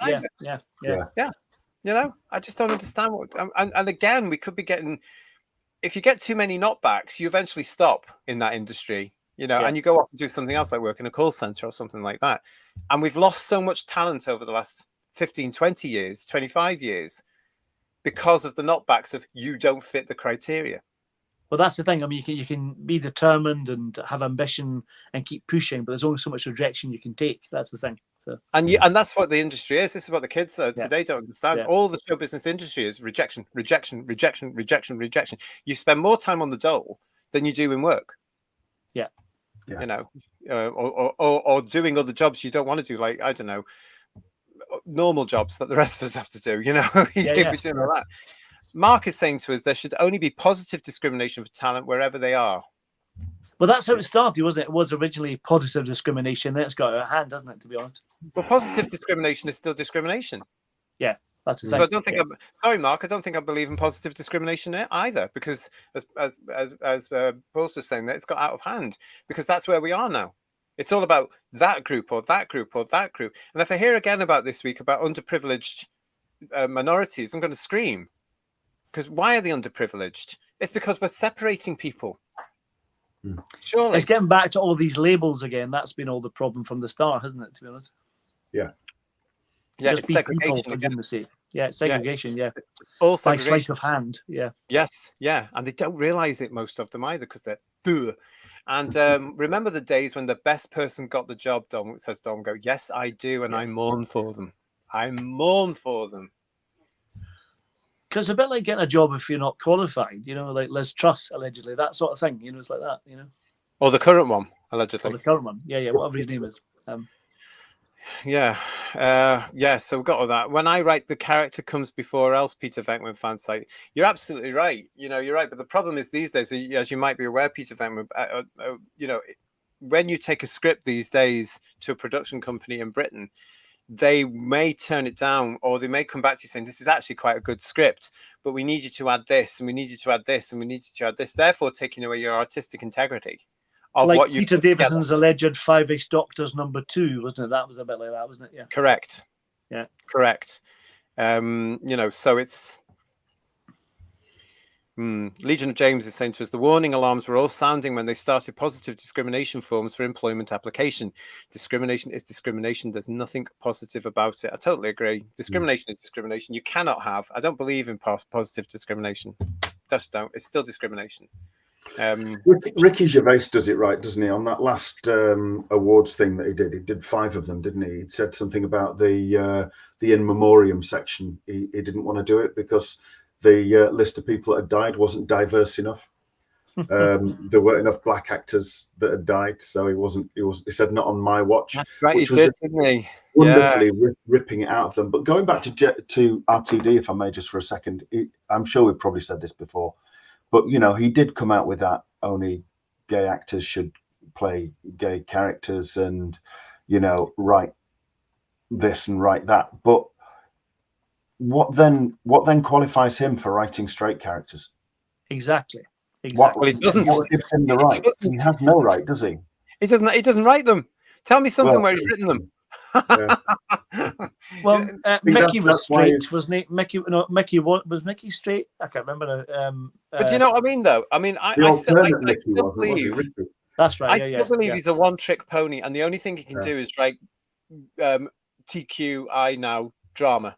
That's all Which I is think. why he should do his Channel 4 9 o'clock program and Yes. sod off. Because he's now even brought it into Doctor Who, hasn't he, Who viewers? We're getting all this nonsense now in Doctor Who. Now the Doctor is Camilla, which is just. Have we heard any disgraceful. more about Lethbridge Stewart Thank you, Mark. being a lesbian? Kate Lethbridge Stewart being a lesbian? Any more on that? No. I reckon that's just that small minority of fandom that want that. Dalek High, thank you very much for your super chat there. For the love of JT and Co. talking common sense. Well, thank you. We appreciate that, don't we, guys? Thank you very much for that, Dalek. I really, really appreciate it. But that's, I mean, this is the whole thing about this. This is the mess we're in, and it's not just in the showbiz industry. It's now in all of them. And this is the problem, I think, as well, which contributes to the fact that in real society today, we're not getting enough of the young talent coming through into the workplace because we're struggling. There is no young workforces coming in to take over from those of us who are getting near that magic time when we all thought we were going to be able to retire. And now we're being told constantly every other year, you've got to work another 2 years, another 3 years, another 4. It's even coming in now with this current government. They're looking at it again to say, we'll be dead by the time we can retire. You know, if they carry on. So, one of the reasons that the youngsters aren't coming through is because of these ridiculous policies. Yeah. You know, just hire the ones that can do the bloody task. That's all I say. Very, very easy, logical, surely, and common sense. But oh no, we've got to do all this tick boxing. It frightens me, actually, guys. But I'll tell you something. I'm not going to be working until I'm dead. And because there's no young ones coming through because of your discrimination policies, your nonsense, you can bugger off. Know what I mean? Not a chance. Yeah. If it was getting a job based on talent, we would have an entirely different prime minister, wouldn't we? Let's be right. We'd have an entirely different government to find one, to be honest. Yeah, we would have an entirely different government and entirely Houses of Parliament. They would be completely different, let's face it, because they're all as bad as each other, really. Paul Rose, they are doing exactly what they say. They are fighting. The pendulum was almost in the centre, and now they've swung it completely in the opposite direction. Totally agree. Yeah, I get that completely. Matthew Pounder, there's no diversity of thought. Komodo, it's lovely to see you. On your point where you were saying there, Paul, actors shouldn't play straight parts then. Yeah, that would upset the likes of the wonderful James Dreyfus, of course, who can do anything you put in front of him because he's an actor and he's a character actor to say it all as well. He can play anything at all that you give him, you know, from Shakespeare to the current thing he's in, which is that House of Dragon thing, you know, and yet he is same-sex attracted and he can. It doesn't matter because when he goes to work, he's going to work. He's finding the character. He's playing a part. He's acting. As Ian said, the clues in the word acting. How many more times, you know? Yeah. And it's the same for writers, I think. So listen, it's a fantastic... Oh, look, hello. Welcome to Timkins. You've just reminded me of Pipkins, which I know series. You probably won't know that. But Timkins, it's nice to see you. Welcome to the News. Partly here. Hartley, he's one of my role models. Nice to see you, Timkins. Welcome to Who's Views. Not seen you before. They have to maintain the lie that minorities can only fail at things because of bigotry. As soon as minorities can produce poor things because they're not talented, it falls apart. Very true. Yeah. Hartley here was such a bitch, wasn't he, to be honest? Totally. Yeah. That's why he's one of my role models. I loved him. But Timkins, you know, so naughty, like Zippy.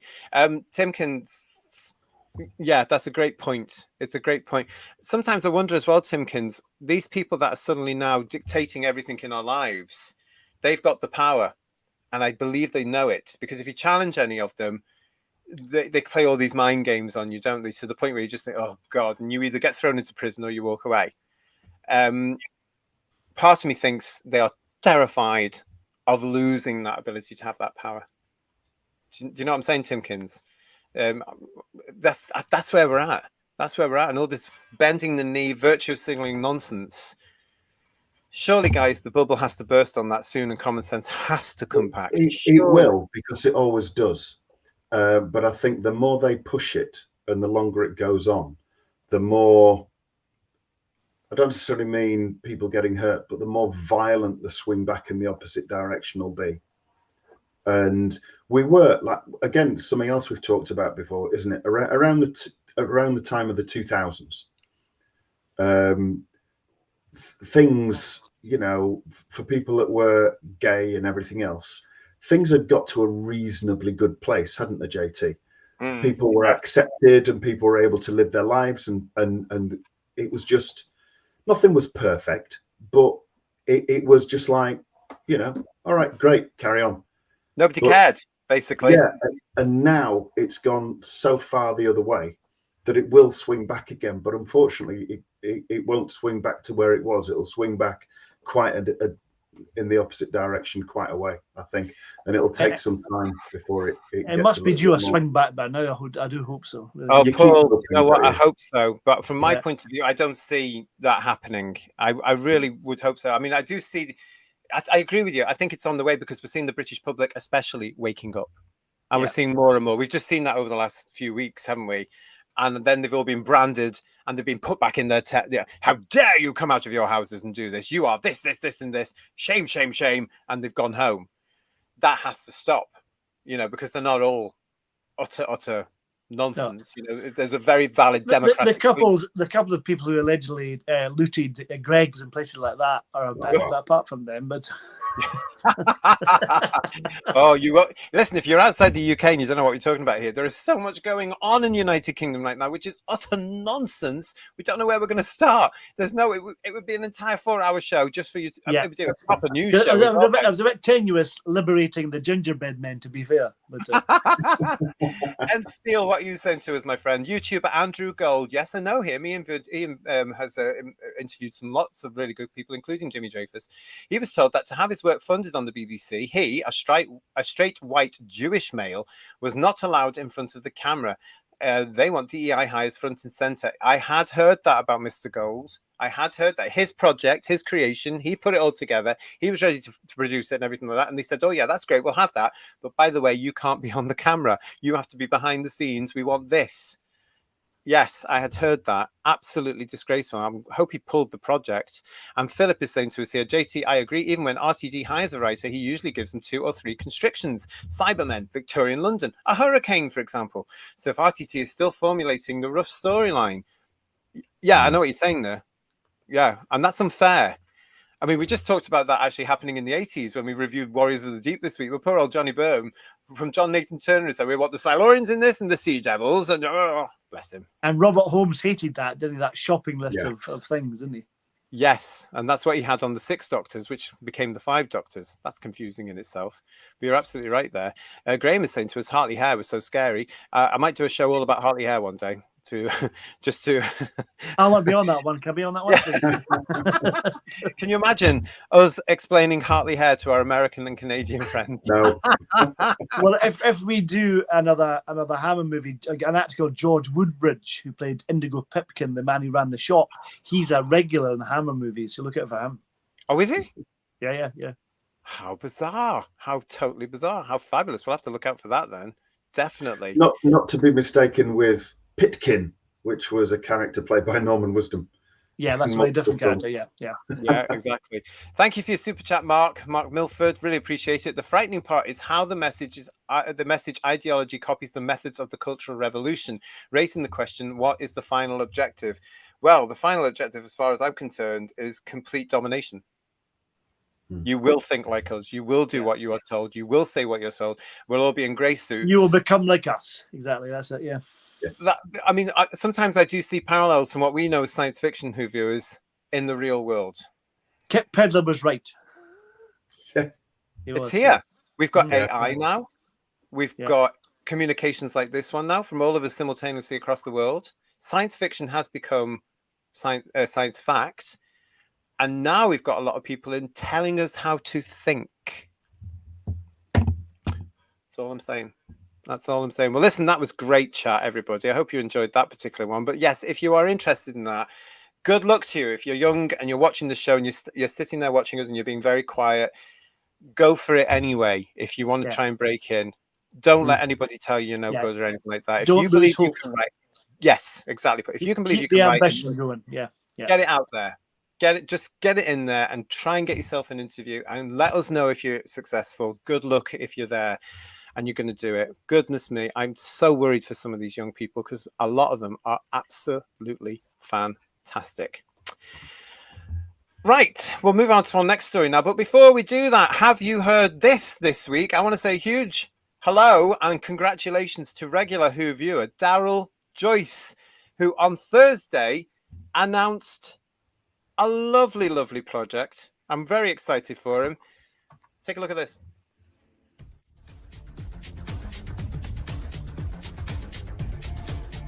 Keep track of times and places throughout 2025 with this fantastic calendar featuring the art of Daryl Joyce. Acclaimed fan favourite artist Daryl Joyce presents his first ever calendar showcasing 12 of his own favourite moments from 26 years of time and space travel. Own these 12 stunning full-colour interpretations with the illustration on one page and a separate full page with ample space for all your dates and notes, and spend 2025 with Daryl's memorable time-travelling moments. Part 5. Pre-order your copy now and spend 2025 with Daryl's favourite and most memorable time-travelling moments.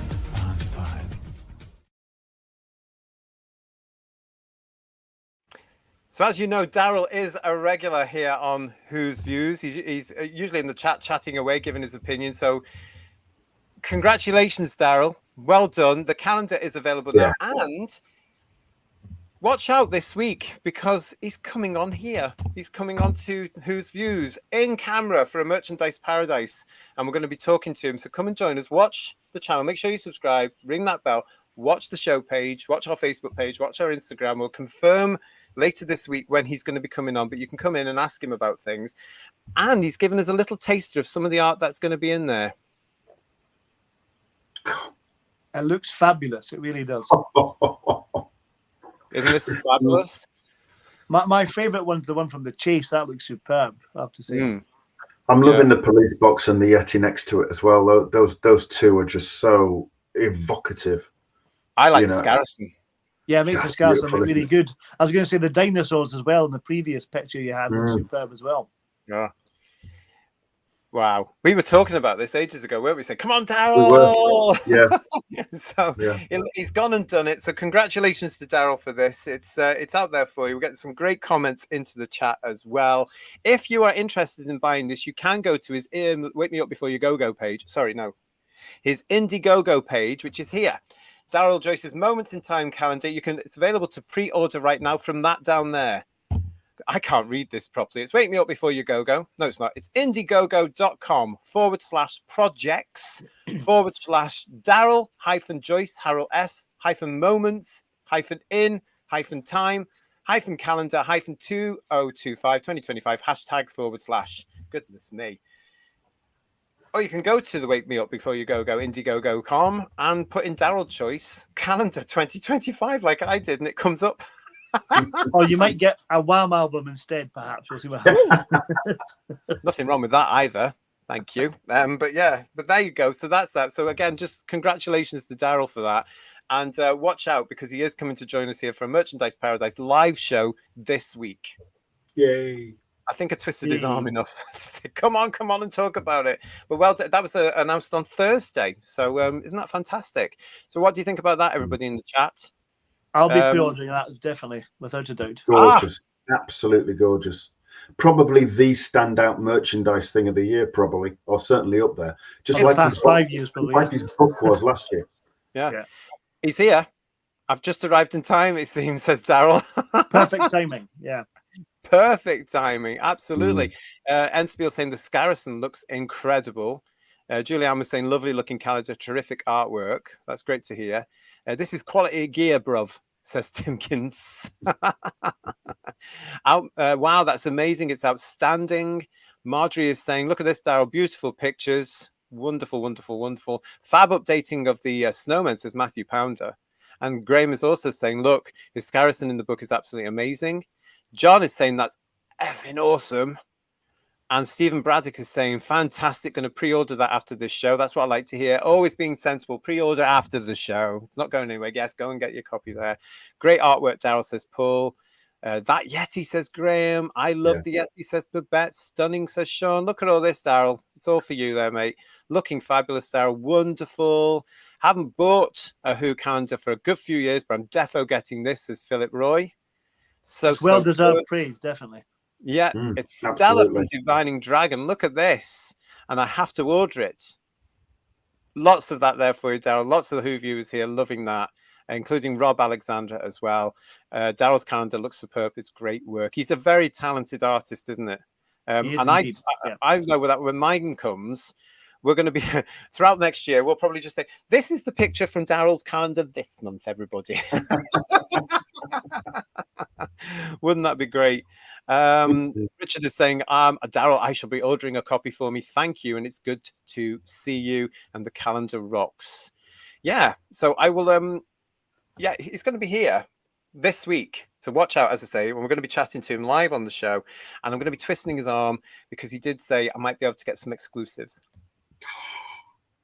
Ooh. I've said it now, Daryl, haven't I? Hey? No pressure, Daryl, no pressure. But we'll all be here. Terrified Monk is there, so we'll all be here. So hopefully you will all be here for you as well. Garbage has put the link in there as well. So thank you so much for that, Garbage, for putting the link in there too, because I can't say it properly. Indiegogo. Honestly, I keep thinking of a Wake Me Up Before You Go. Amazing. Right, so brilliant. Right, we'll move on from that one. But yes, stay tuned with us for that particular one, as an old friend of mine used to say. We're going to move on now, everybody, to our next two items, which are linked. Because did you see this week? Oh, everybody's so happy and everybody's so joyful and everybody's so blah, blah, blah, including Disney. From TV Zone, Doctor Who, Disney Plus bosses praise the series. Now, this week, as Paul knows far too well, it was the Fringe Festival up at Edinburgh. And as part of that, as ever, you're going to get the TV Festival, which is a big part of the Edinburgh Fringe as well. It happens this time of year, every single year. And they all come, don't they? They all come from all around the world, including the Disney lot, as we can see from this. Speaking at the annual Edinburgh Television Festival this week, Disney Plus bosses have spoken about Doctor Who following the conclusion of its first full season produced in partnership with the BBC. Now, don't get excited, everybody. I know you're all really, really excited about this, and I know you're really eager anticipation over this. I can see yourselves wetting yourselves over this. Calm down, everybody. Calm down. Because it says the Disney Plus spotlight session at the festival was attended by Disney Plus's senior manager of unscripted content, a lot of it there then, Gabby Boing, I don't know, and director of scripted content, not much there to do, Lee Mason, with Senior Vice President Liam Keelan.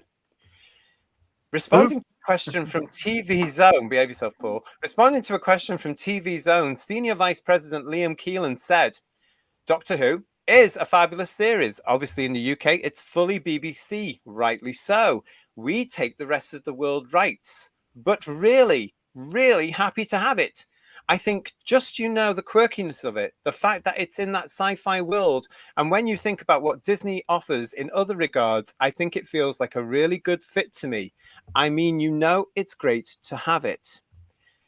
I've mentioned this before, but is anybody else getting the feeling there's a party whip going on here? Yeah. You've got to say, don't say it's rubbish. Don't say it's rubbish. Yeah, deny the truth. Do you know what it reminds me of, gentlemen, Who viewers?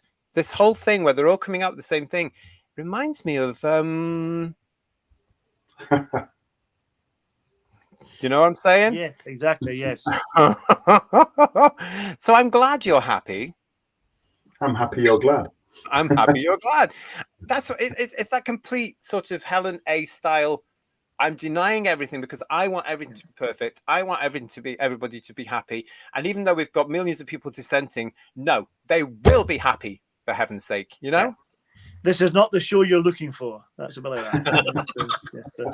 Certainly isn't, is it, Who viewers? It certainly isn't. But I just, every time I now see this stuff, it just reminds me of this lady here.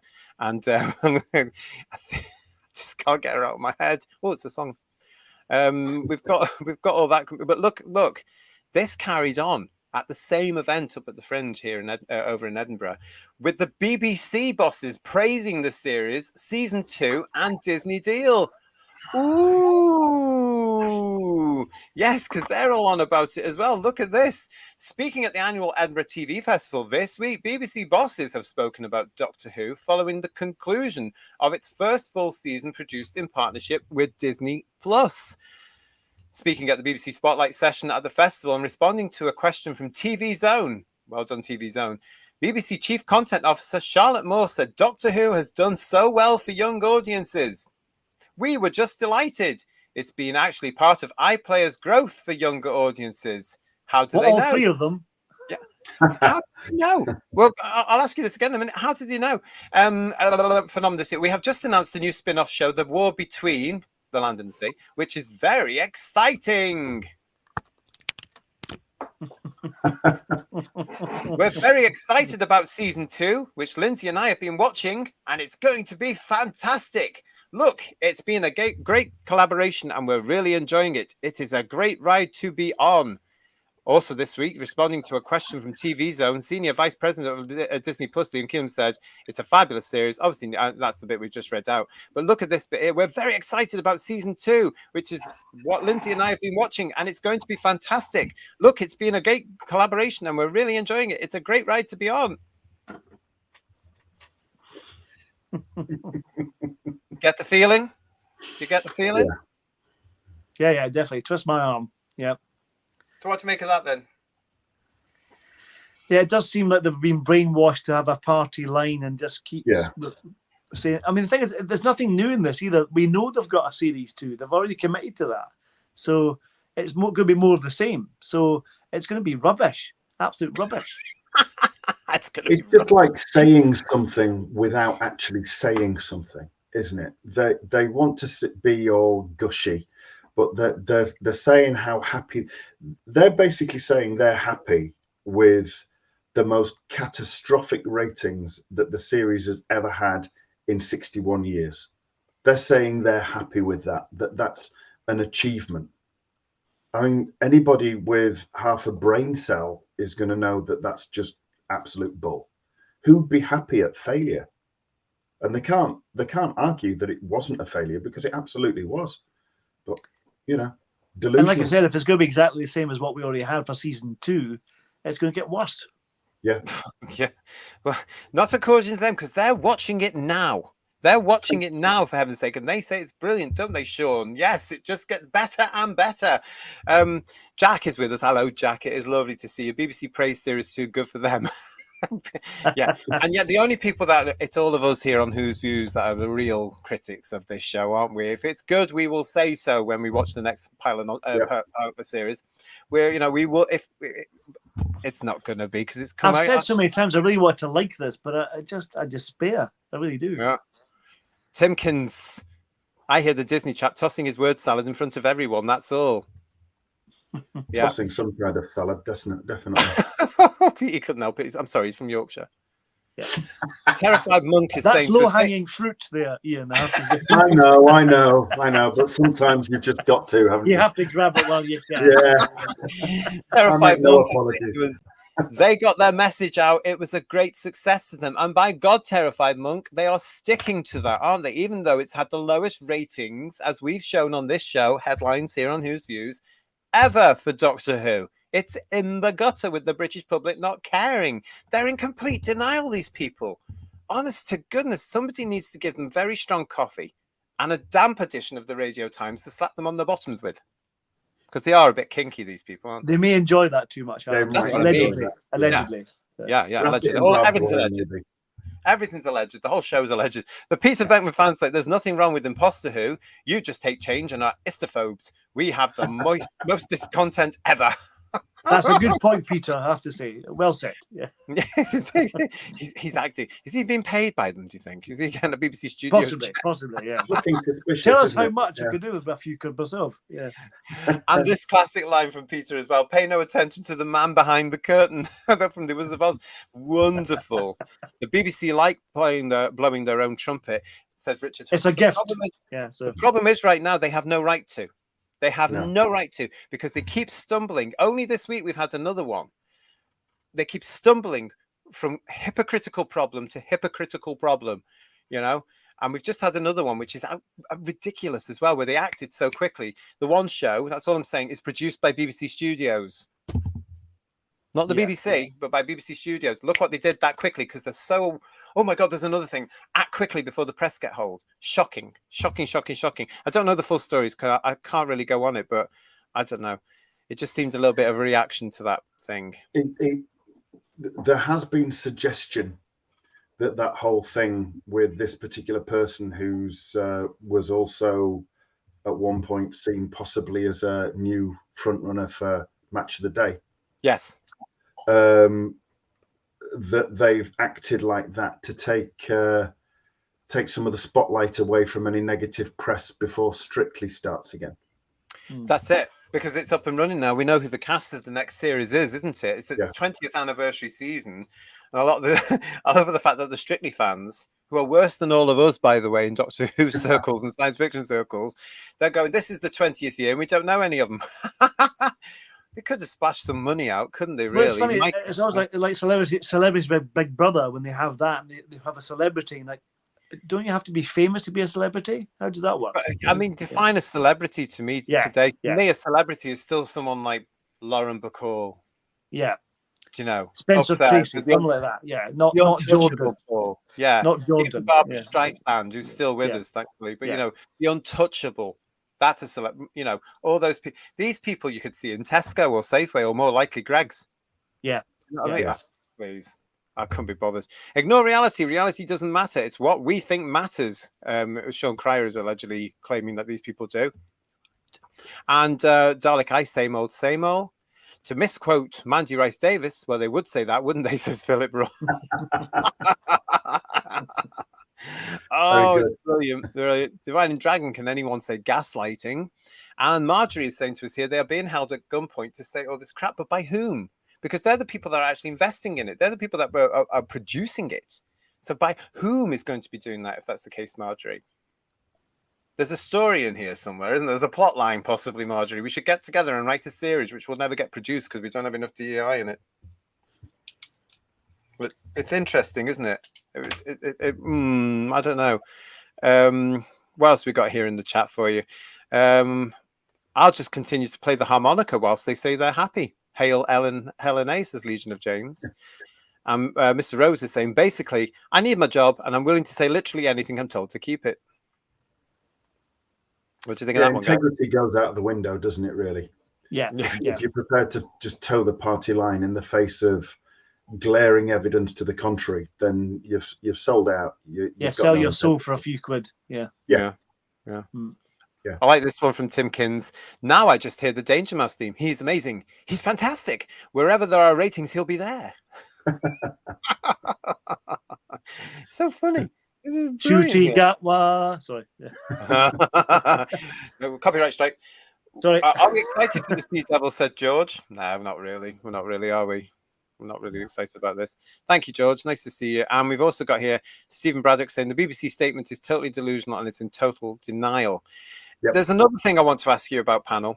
And also, Lee, yeah, you're right here. Lee's also saying to us, look, taking Doctor Who fans for a ride. When they have been for some time now, I would say since around about 2007.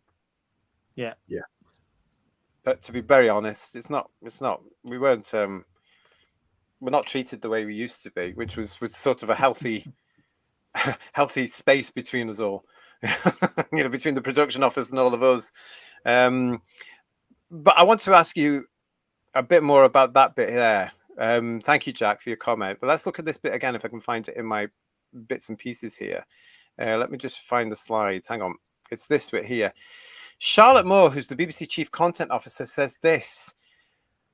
Doctor Who has done so well for young audiences, which is again towing that party line we've discussed before on the show. But that bit there, we were just delighted. It's been actually part of iPlayer's growth for younger audience, which has been phenomenal this year.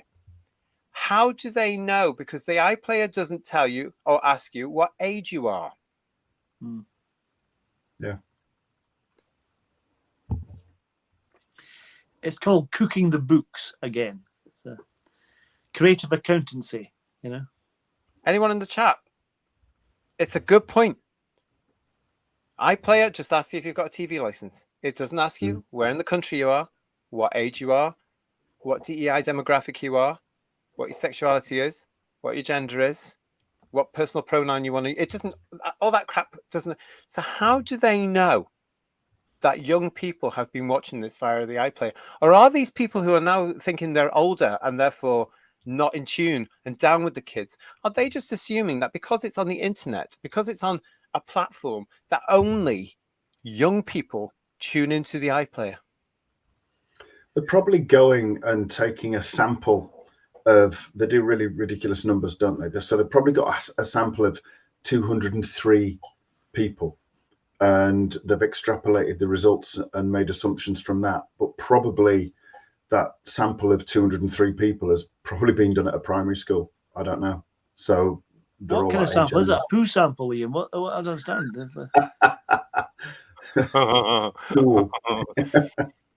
Yeah, I would like to know, and I'm going to try and find out. And if anybody finds out of this or sees anything of this, it's whosviews1@gmail.com. A lot of you do send in stories for this show, and I'm very, very grateful. Continue to do so, please.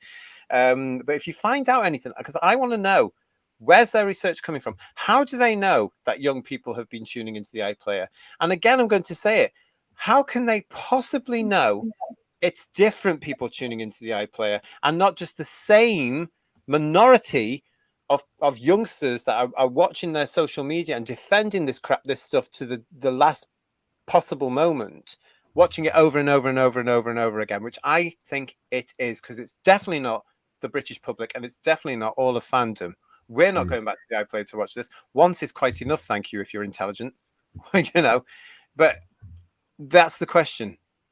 That's the question I'm going to be looking at. What is going on? Where did they get that research? Now, I have to tell you, and you're going to like this, I have got in touch with the BBC asking where this comes from.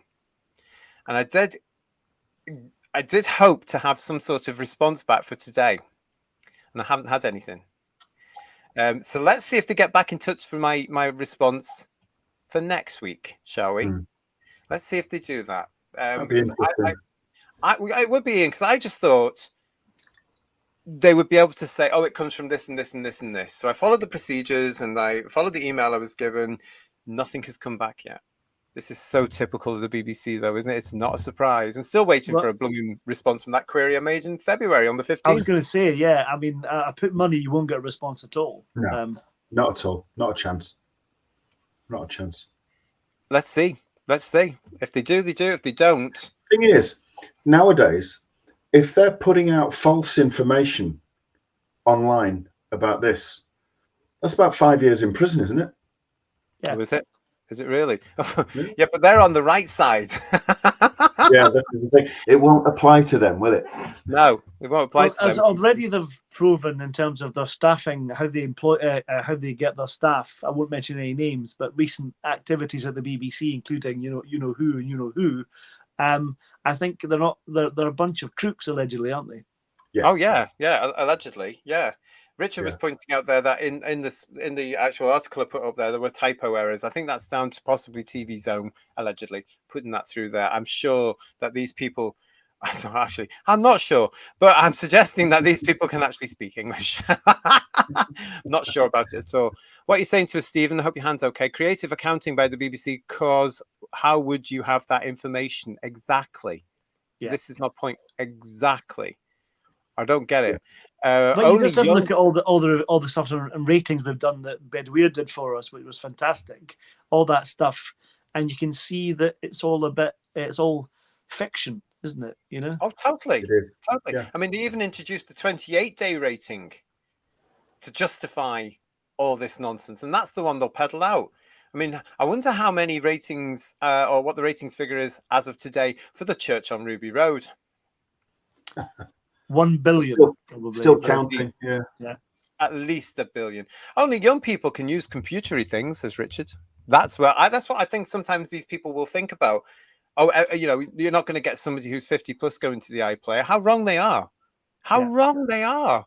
You know, I know plenty of people that are still watching the BBC, still using the BBC, and will go and watch the iPlayer to catch up on the series they've just missed because they're working or have a life.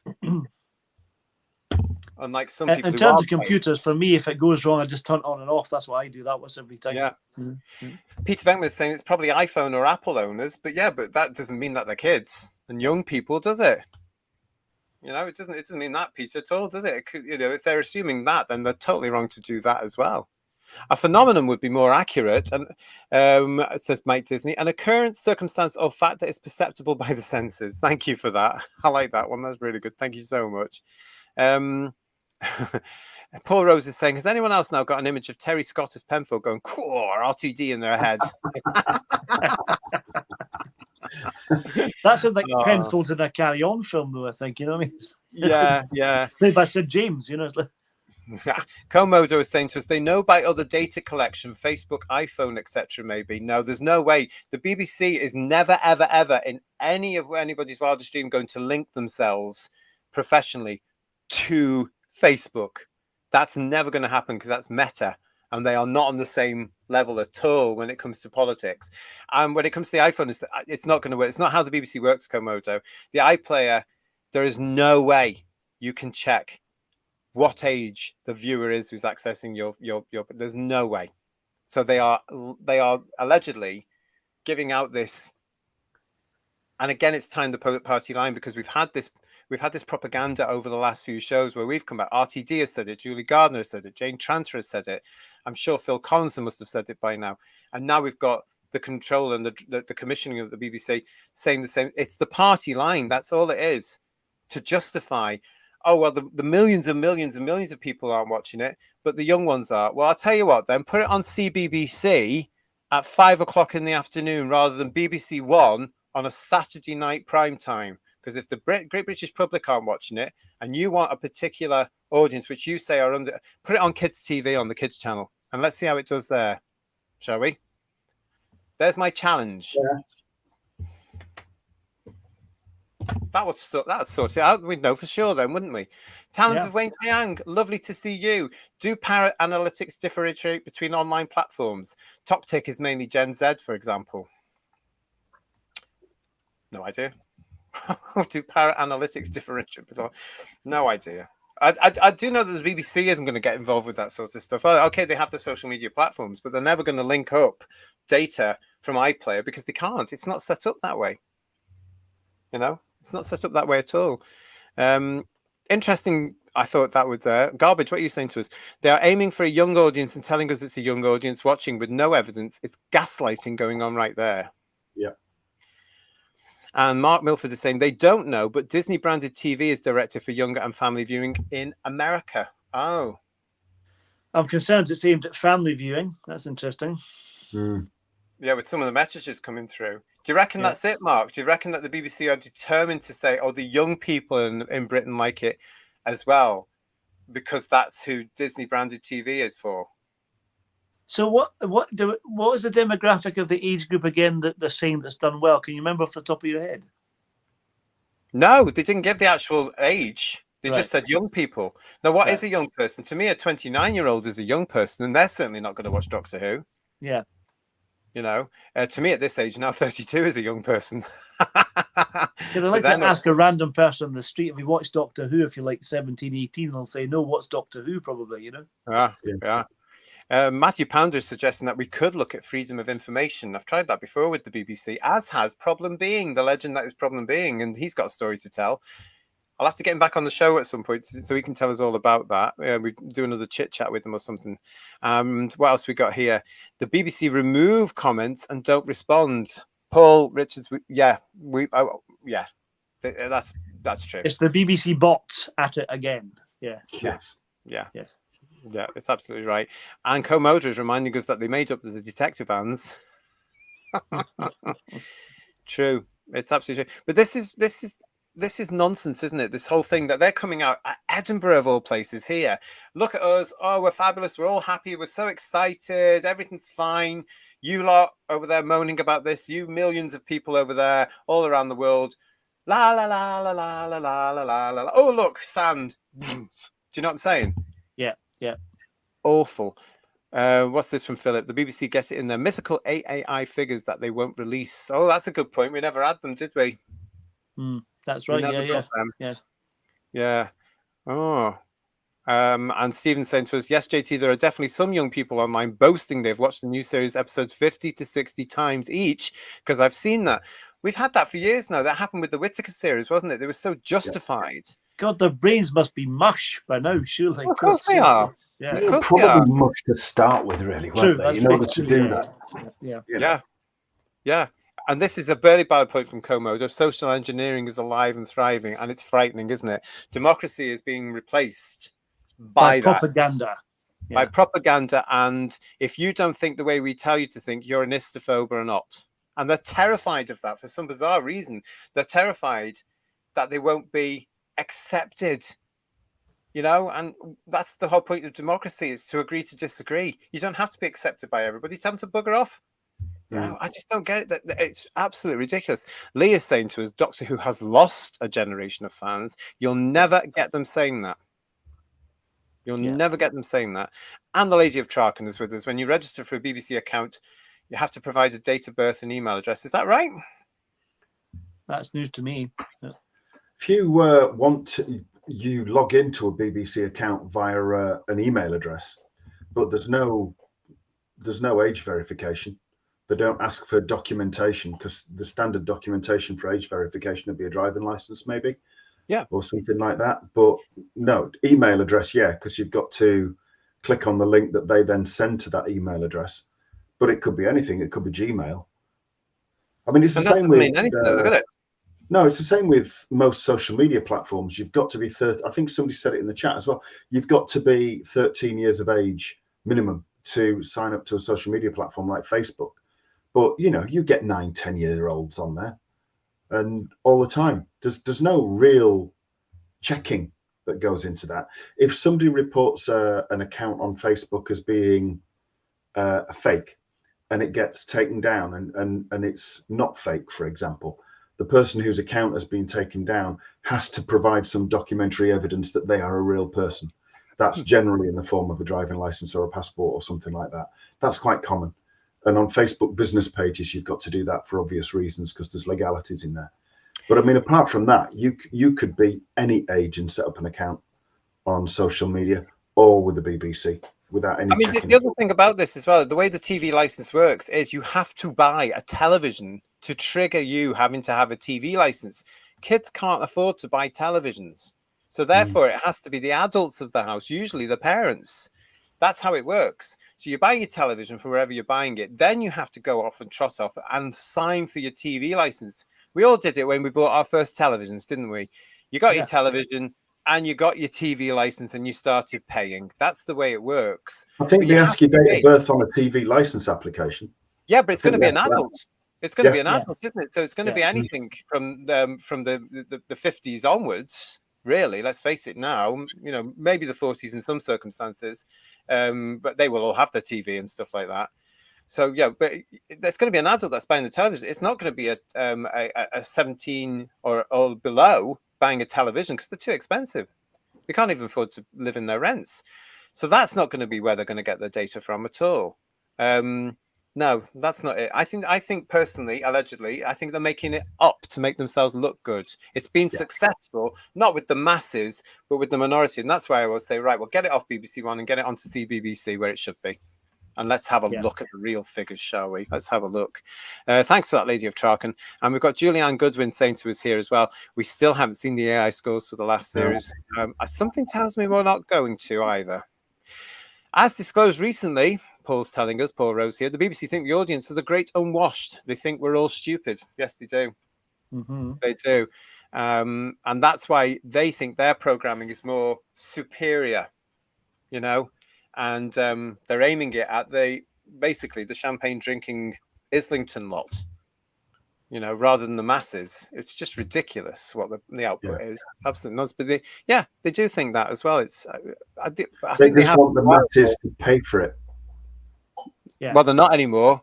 No. You know, they're not anymore. As I've said, the masses aren't as stupid as the BBC would like them to be. No, and they're not the great unwashed. And No. the backbone of this blooming country, working really hard. When they get home at night, they're being preached to. No wonder they're cancelling the licenses and switching it off. Well, as you said, there are alternatives to the BBC that people go to, so they don't get as brainwashed as easily as they used to. So. Yeah. Which is why the BBC tried to stop these competitors as well. They tried to stop GB News a year before it was launched, and they tried to do the same with Talk TV and everybody else that challenges them and criticises them. They don't like it at all. My young nephews would strongly disagree with the BBC, says Julianne Goodwin. Well, there is hope then. That's like to hear. That's good to hear. Let's hope there's more of them. We know them on this. We've got them on this show though on our panel, haven't we? We've got Emilio, we've got Jack, we've got Kirsty, all of whom are saying, "What are the BBC doing, please?"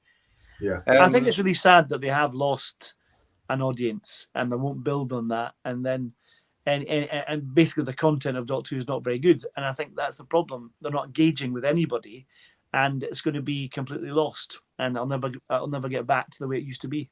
So no, it's gone now. This is why I would say, as a fan who cares about the show deeply and is embarrassed as where it is, take it off the air. Stop having your delusions of grandeur. Oh, we're going to have spin-offs. Oh, we're going to do this. Oh, it's going to be marvelous. It's going to be fabulous. It's going to be wonderful. Everybody's going to love it. We don't. But I reckon we're going to get 5 seasons of Disney. We'll get 3 or 4 more spin-offs, and it'll be absolute nonsense. It's why RTD wants to take Susan Twist and plant her in every classic story. Oh, stop reminding me of that. Yeah. I don't want to know, but I don't want to go and watch my lovely old series, Ian, and think of her. You know, I don't want. He hates. I had some of Sutex coming back. Good God, yeah. He hates it. Yeah. He hates it because it highlights how crap his Who is. He hates it. Yes, it's true. Now, this is a good point from Julianne Goodwin, telling you what I was saying there. Can you imagine Rogue on kids' TV? They'd love it. That's where it's supposed. I mean, when you look at the kids' television or young adults' television, Heartstopper was a massive first series a couple of years ago, huge series. Second one, not so much. The third one is going to be around on Netflix very soon, but it's young person's television. When you look at some of the nonsense that's on CBBC, they have had lots of complaints and they've turned a blind eye because, of course, we're all opposites and anists and phobes. But that was some of those shows which were telling young children there are more than 2 genders and that you might be in the wrong body. They were telling play school children this. This is the BBC. So something like Rogue on children's television, they'd love that. They would love it because it's getting their message through, isn't it?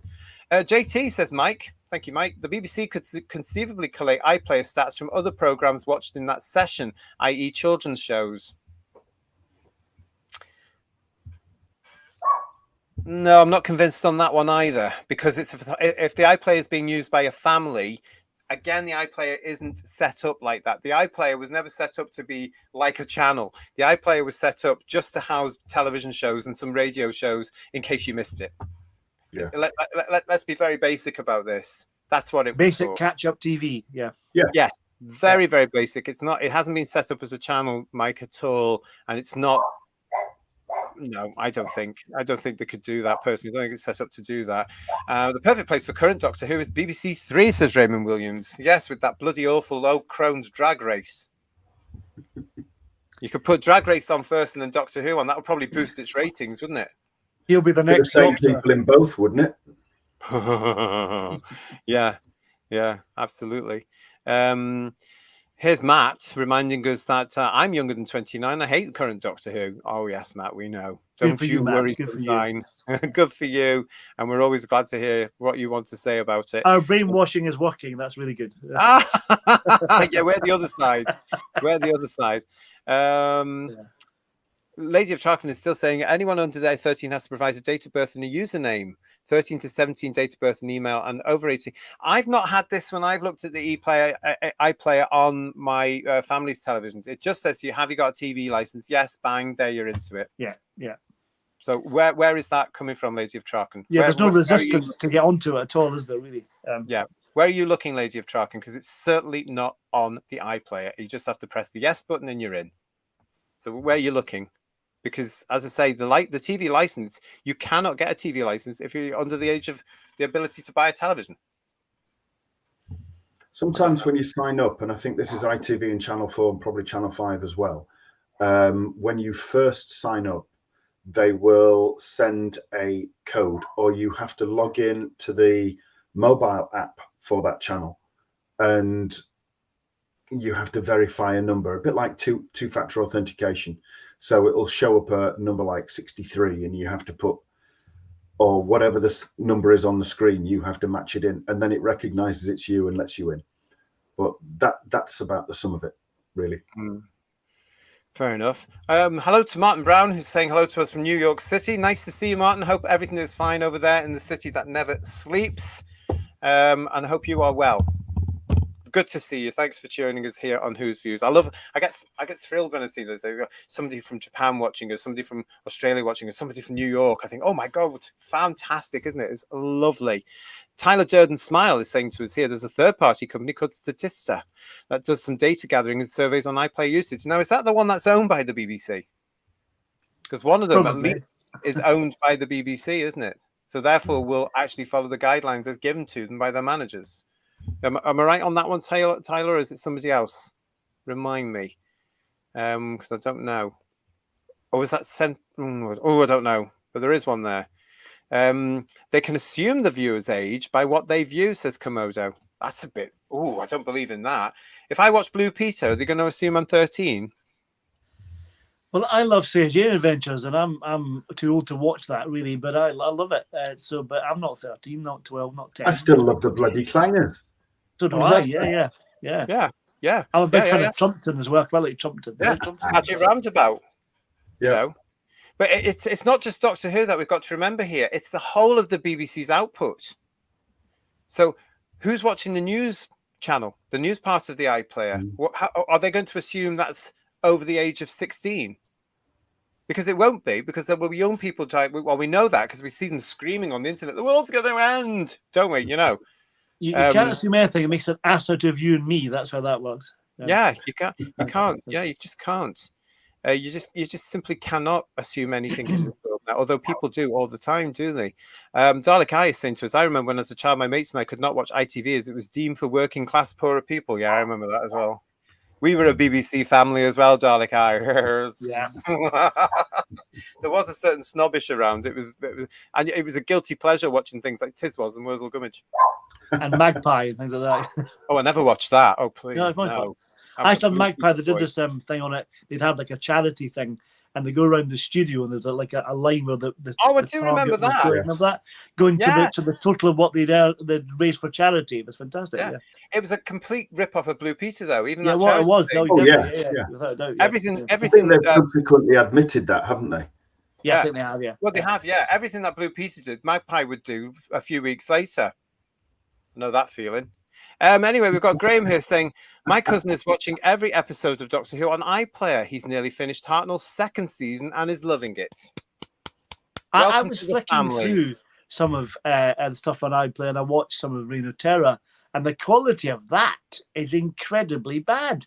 It's like a pirate copy, honestly. It's awful. Really? Yeah. Oh, I didn't know. I'll have to have a look at that next time I'm over at my mum's. Lady Do you remember when you get that rolling thing with the tape? It's a bit like that. So it's going dun, dun, dun, like that, and the music, and it's just bizarre. Really. This is interesting for the Lady of Trucking. There is an option on the account to add children to your account. Yeah, when you sign into iPlayer, it'll come up. So for me, it'll have circle with letter I in, or my full initials or whatever, and you can add an account, and you can add an adult account or a child account, but it to my knowledge, it doesn't ask for verification because you're the adult owning the account. They're all like sub members of your account. You're the one that's holding the account for it. It's not opening up an account for them. Yeah. And it's to stop children looking at inappropriate things, effectively. That's the guard against that kind of thing. Yeah. That's much of the BBC's probably targeting them with inappropriate things, knowing the BBC. True. Yeah, true. I mean, again, the iPlayer was not set up to be, as far as we are aware, it was never set up to be that statistically exact, really, because it was just supposed to be, oh, you've missed something, here you go. They've never actually said to anything, as far as I'm aware, and I'm quite good on looking at these things to say we can do this now with the iPlayer. And as far as I'm concerned, the iPlayer is at least 15 years out of date to where it should be, because it's not a channel, and it should be. That's the BBC's future. I've said that before, but thank you for that, Lady of Traken. And Statista, says Tyler, is a German company. Thank you very much for that, Tyler. I'm getting it confused with something else then, isn't it? Well, listen, another great debate there from everybody. Thank you very, very much for it. I'm really, really pleased, though, Mike. It's something that we need to keep a tab on and listen to and keep talking about, because they are pushing the party line there, absolutely. And they're not going to let it go, are they? They are not going to let it go. We're over time again, folks. Very sorry about that. Hope you are enjoying the show. Thank you for staying with us here on Who's Views for your headlines, the big show this Sunday. And finally, let's have a look at this, because if you are in London tonight and for tomorrow, and you're off to this, have a good time. This is Stuart Manning's posters for the Doctor Who proms, which are tomorrow. So look at this. This is his latest piece of artwork. It's all right, in my opinion. It's not bad, yeah. That says it all. Really, yeah. But, have you remembered that the Doctor Who proms is on? Do you care that the Doctor Who proms are on? I certainly remember hearing about it. I think we talked about it on this show and then completely forgot about it. But the tickets have rolled round. It's tomorrow at the Royal Albert Hall in London at 2:30. Now, I do believe there is a repeat of the show later on in the evening, but don't quote me on that. If you have got tickets for this, then you would have seen over the last few days that your presenter for the show is, of course, Catherine Tate. There is the BSL interpreter of Kate Green. The soprano is Ada Garifolina. I'm sorry, I don't probably not said your name right, but Ada Garifolina. And the vocalist is Shahid Abbas Khan.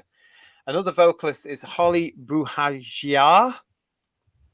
Gosh, I'm terrible with these names, and I do apologize. And another vocalist of Lucy Jones, which I can say. Tobias Turley is also a vocalist, and this is the BBC National Orchestra of Wales with conductor Alistair John King. Yeah, so there you go. If you are going to the Doctor Who proms tomorrow, have a lovely time. You can get in touch with us at whosviews1@gmail.com to tell us what it was. It will be broadcast as well on the BBC. I'm not sure if they meant the radio or if they meant on television, but I guarantee you it's going to turn up on some Blu-ray at some point. So is that a year since we had the last one, when we had Russell, Moffat and Chibnall at the one that I think that you went to, Ian? Yeah, that's a year since you went to that. That was in Cardiff. Yeah, right. Yeah, that was Was that a year ago? Was it? It was October. Yeah, because that was the 60th anniversary, wasn't it? That one. Yeah. That you went to. And Russell, no, you were sitting next to Julie Gardner, weren't you? That's right. Yeah. And if you knew now, I'd have chinned the bloody lot of them. You'd be doing it from a prison cell here, probably. I mean, like Terminator, you're sent back to wipe something out to stop something else happening. Yes. Yeah. Garbage is saying Lucy Jones is going to be there. I would watch for her. Why is she famous? So Catherine Tate's presenting, though, isn't she? Catherine Tate is the presenter. Yeah, I was going to go. Where's Mr. Gatwa? Why is he not there? Well, he's working, isn't he? He's got something else to do now. He's got himself a couple of other gigs in the break. I was going to go, says Stephen, but can't now because of my hand. It says it all, though, that I couldn't give the ticket away. Oh, couldn't you? Wow. Oh, that's a shame. That is a real shame there. What else have we got? It'd be better than the proms. Be better than the proms. Didn't know. Don't give a toss, says Sean Cryer. Anybody else going? Oh, yeah. Oh, the Daleks appearance as Dalek Eye. It's probably going to be exactly what we've had before. With the series from the music from Murray Gold from the last series with Ncuti Gatwa in there as well for good measure, isn't it? It's probably going to be updated. Davros appearing on one of the proms, didn't he? Rising up from a platform. That was fabulous. That was so good. But you know what? This is when we liked the show. This is when we were we really were passionate about the show. We were supporting the show. We were watching it every Saturday, and the proms were fantastic. But now there is an apathy. There is an the joy of watching that was great. When you saw monsters coming out and the kids looking scared and cheering, it was fabulous atmosphere. Super. It really was. But if you are going to the Doctor Who proms at the Royal Albert Hall tomorrow, hope you enjoy it. Hope you have a lovely time. Please do let us know what you thought of it with whosviews1@gmail.com, or even on the next live show for headlines. Come and tell us about that. But we want to know if you're going. We want to know what you heard. That's us for tonight. They've had the Whitby Regatta. Whitby on the North Yorkshire coast. Oh, I love Whitby, yes. They've had the Whitby Regatta in the last few days. And I've seen a couple of photos with a police box, and I don't know the context. I don't if there's know anyone that can find out, it'll be you. Yeah, I'm digging. Yeah. Do you know that seat where it's nearer on that cliff top, that hill? I've sat there. Right.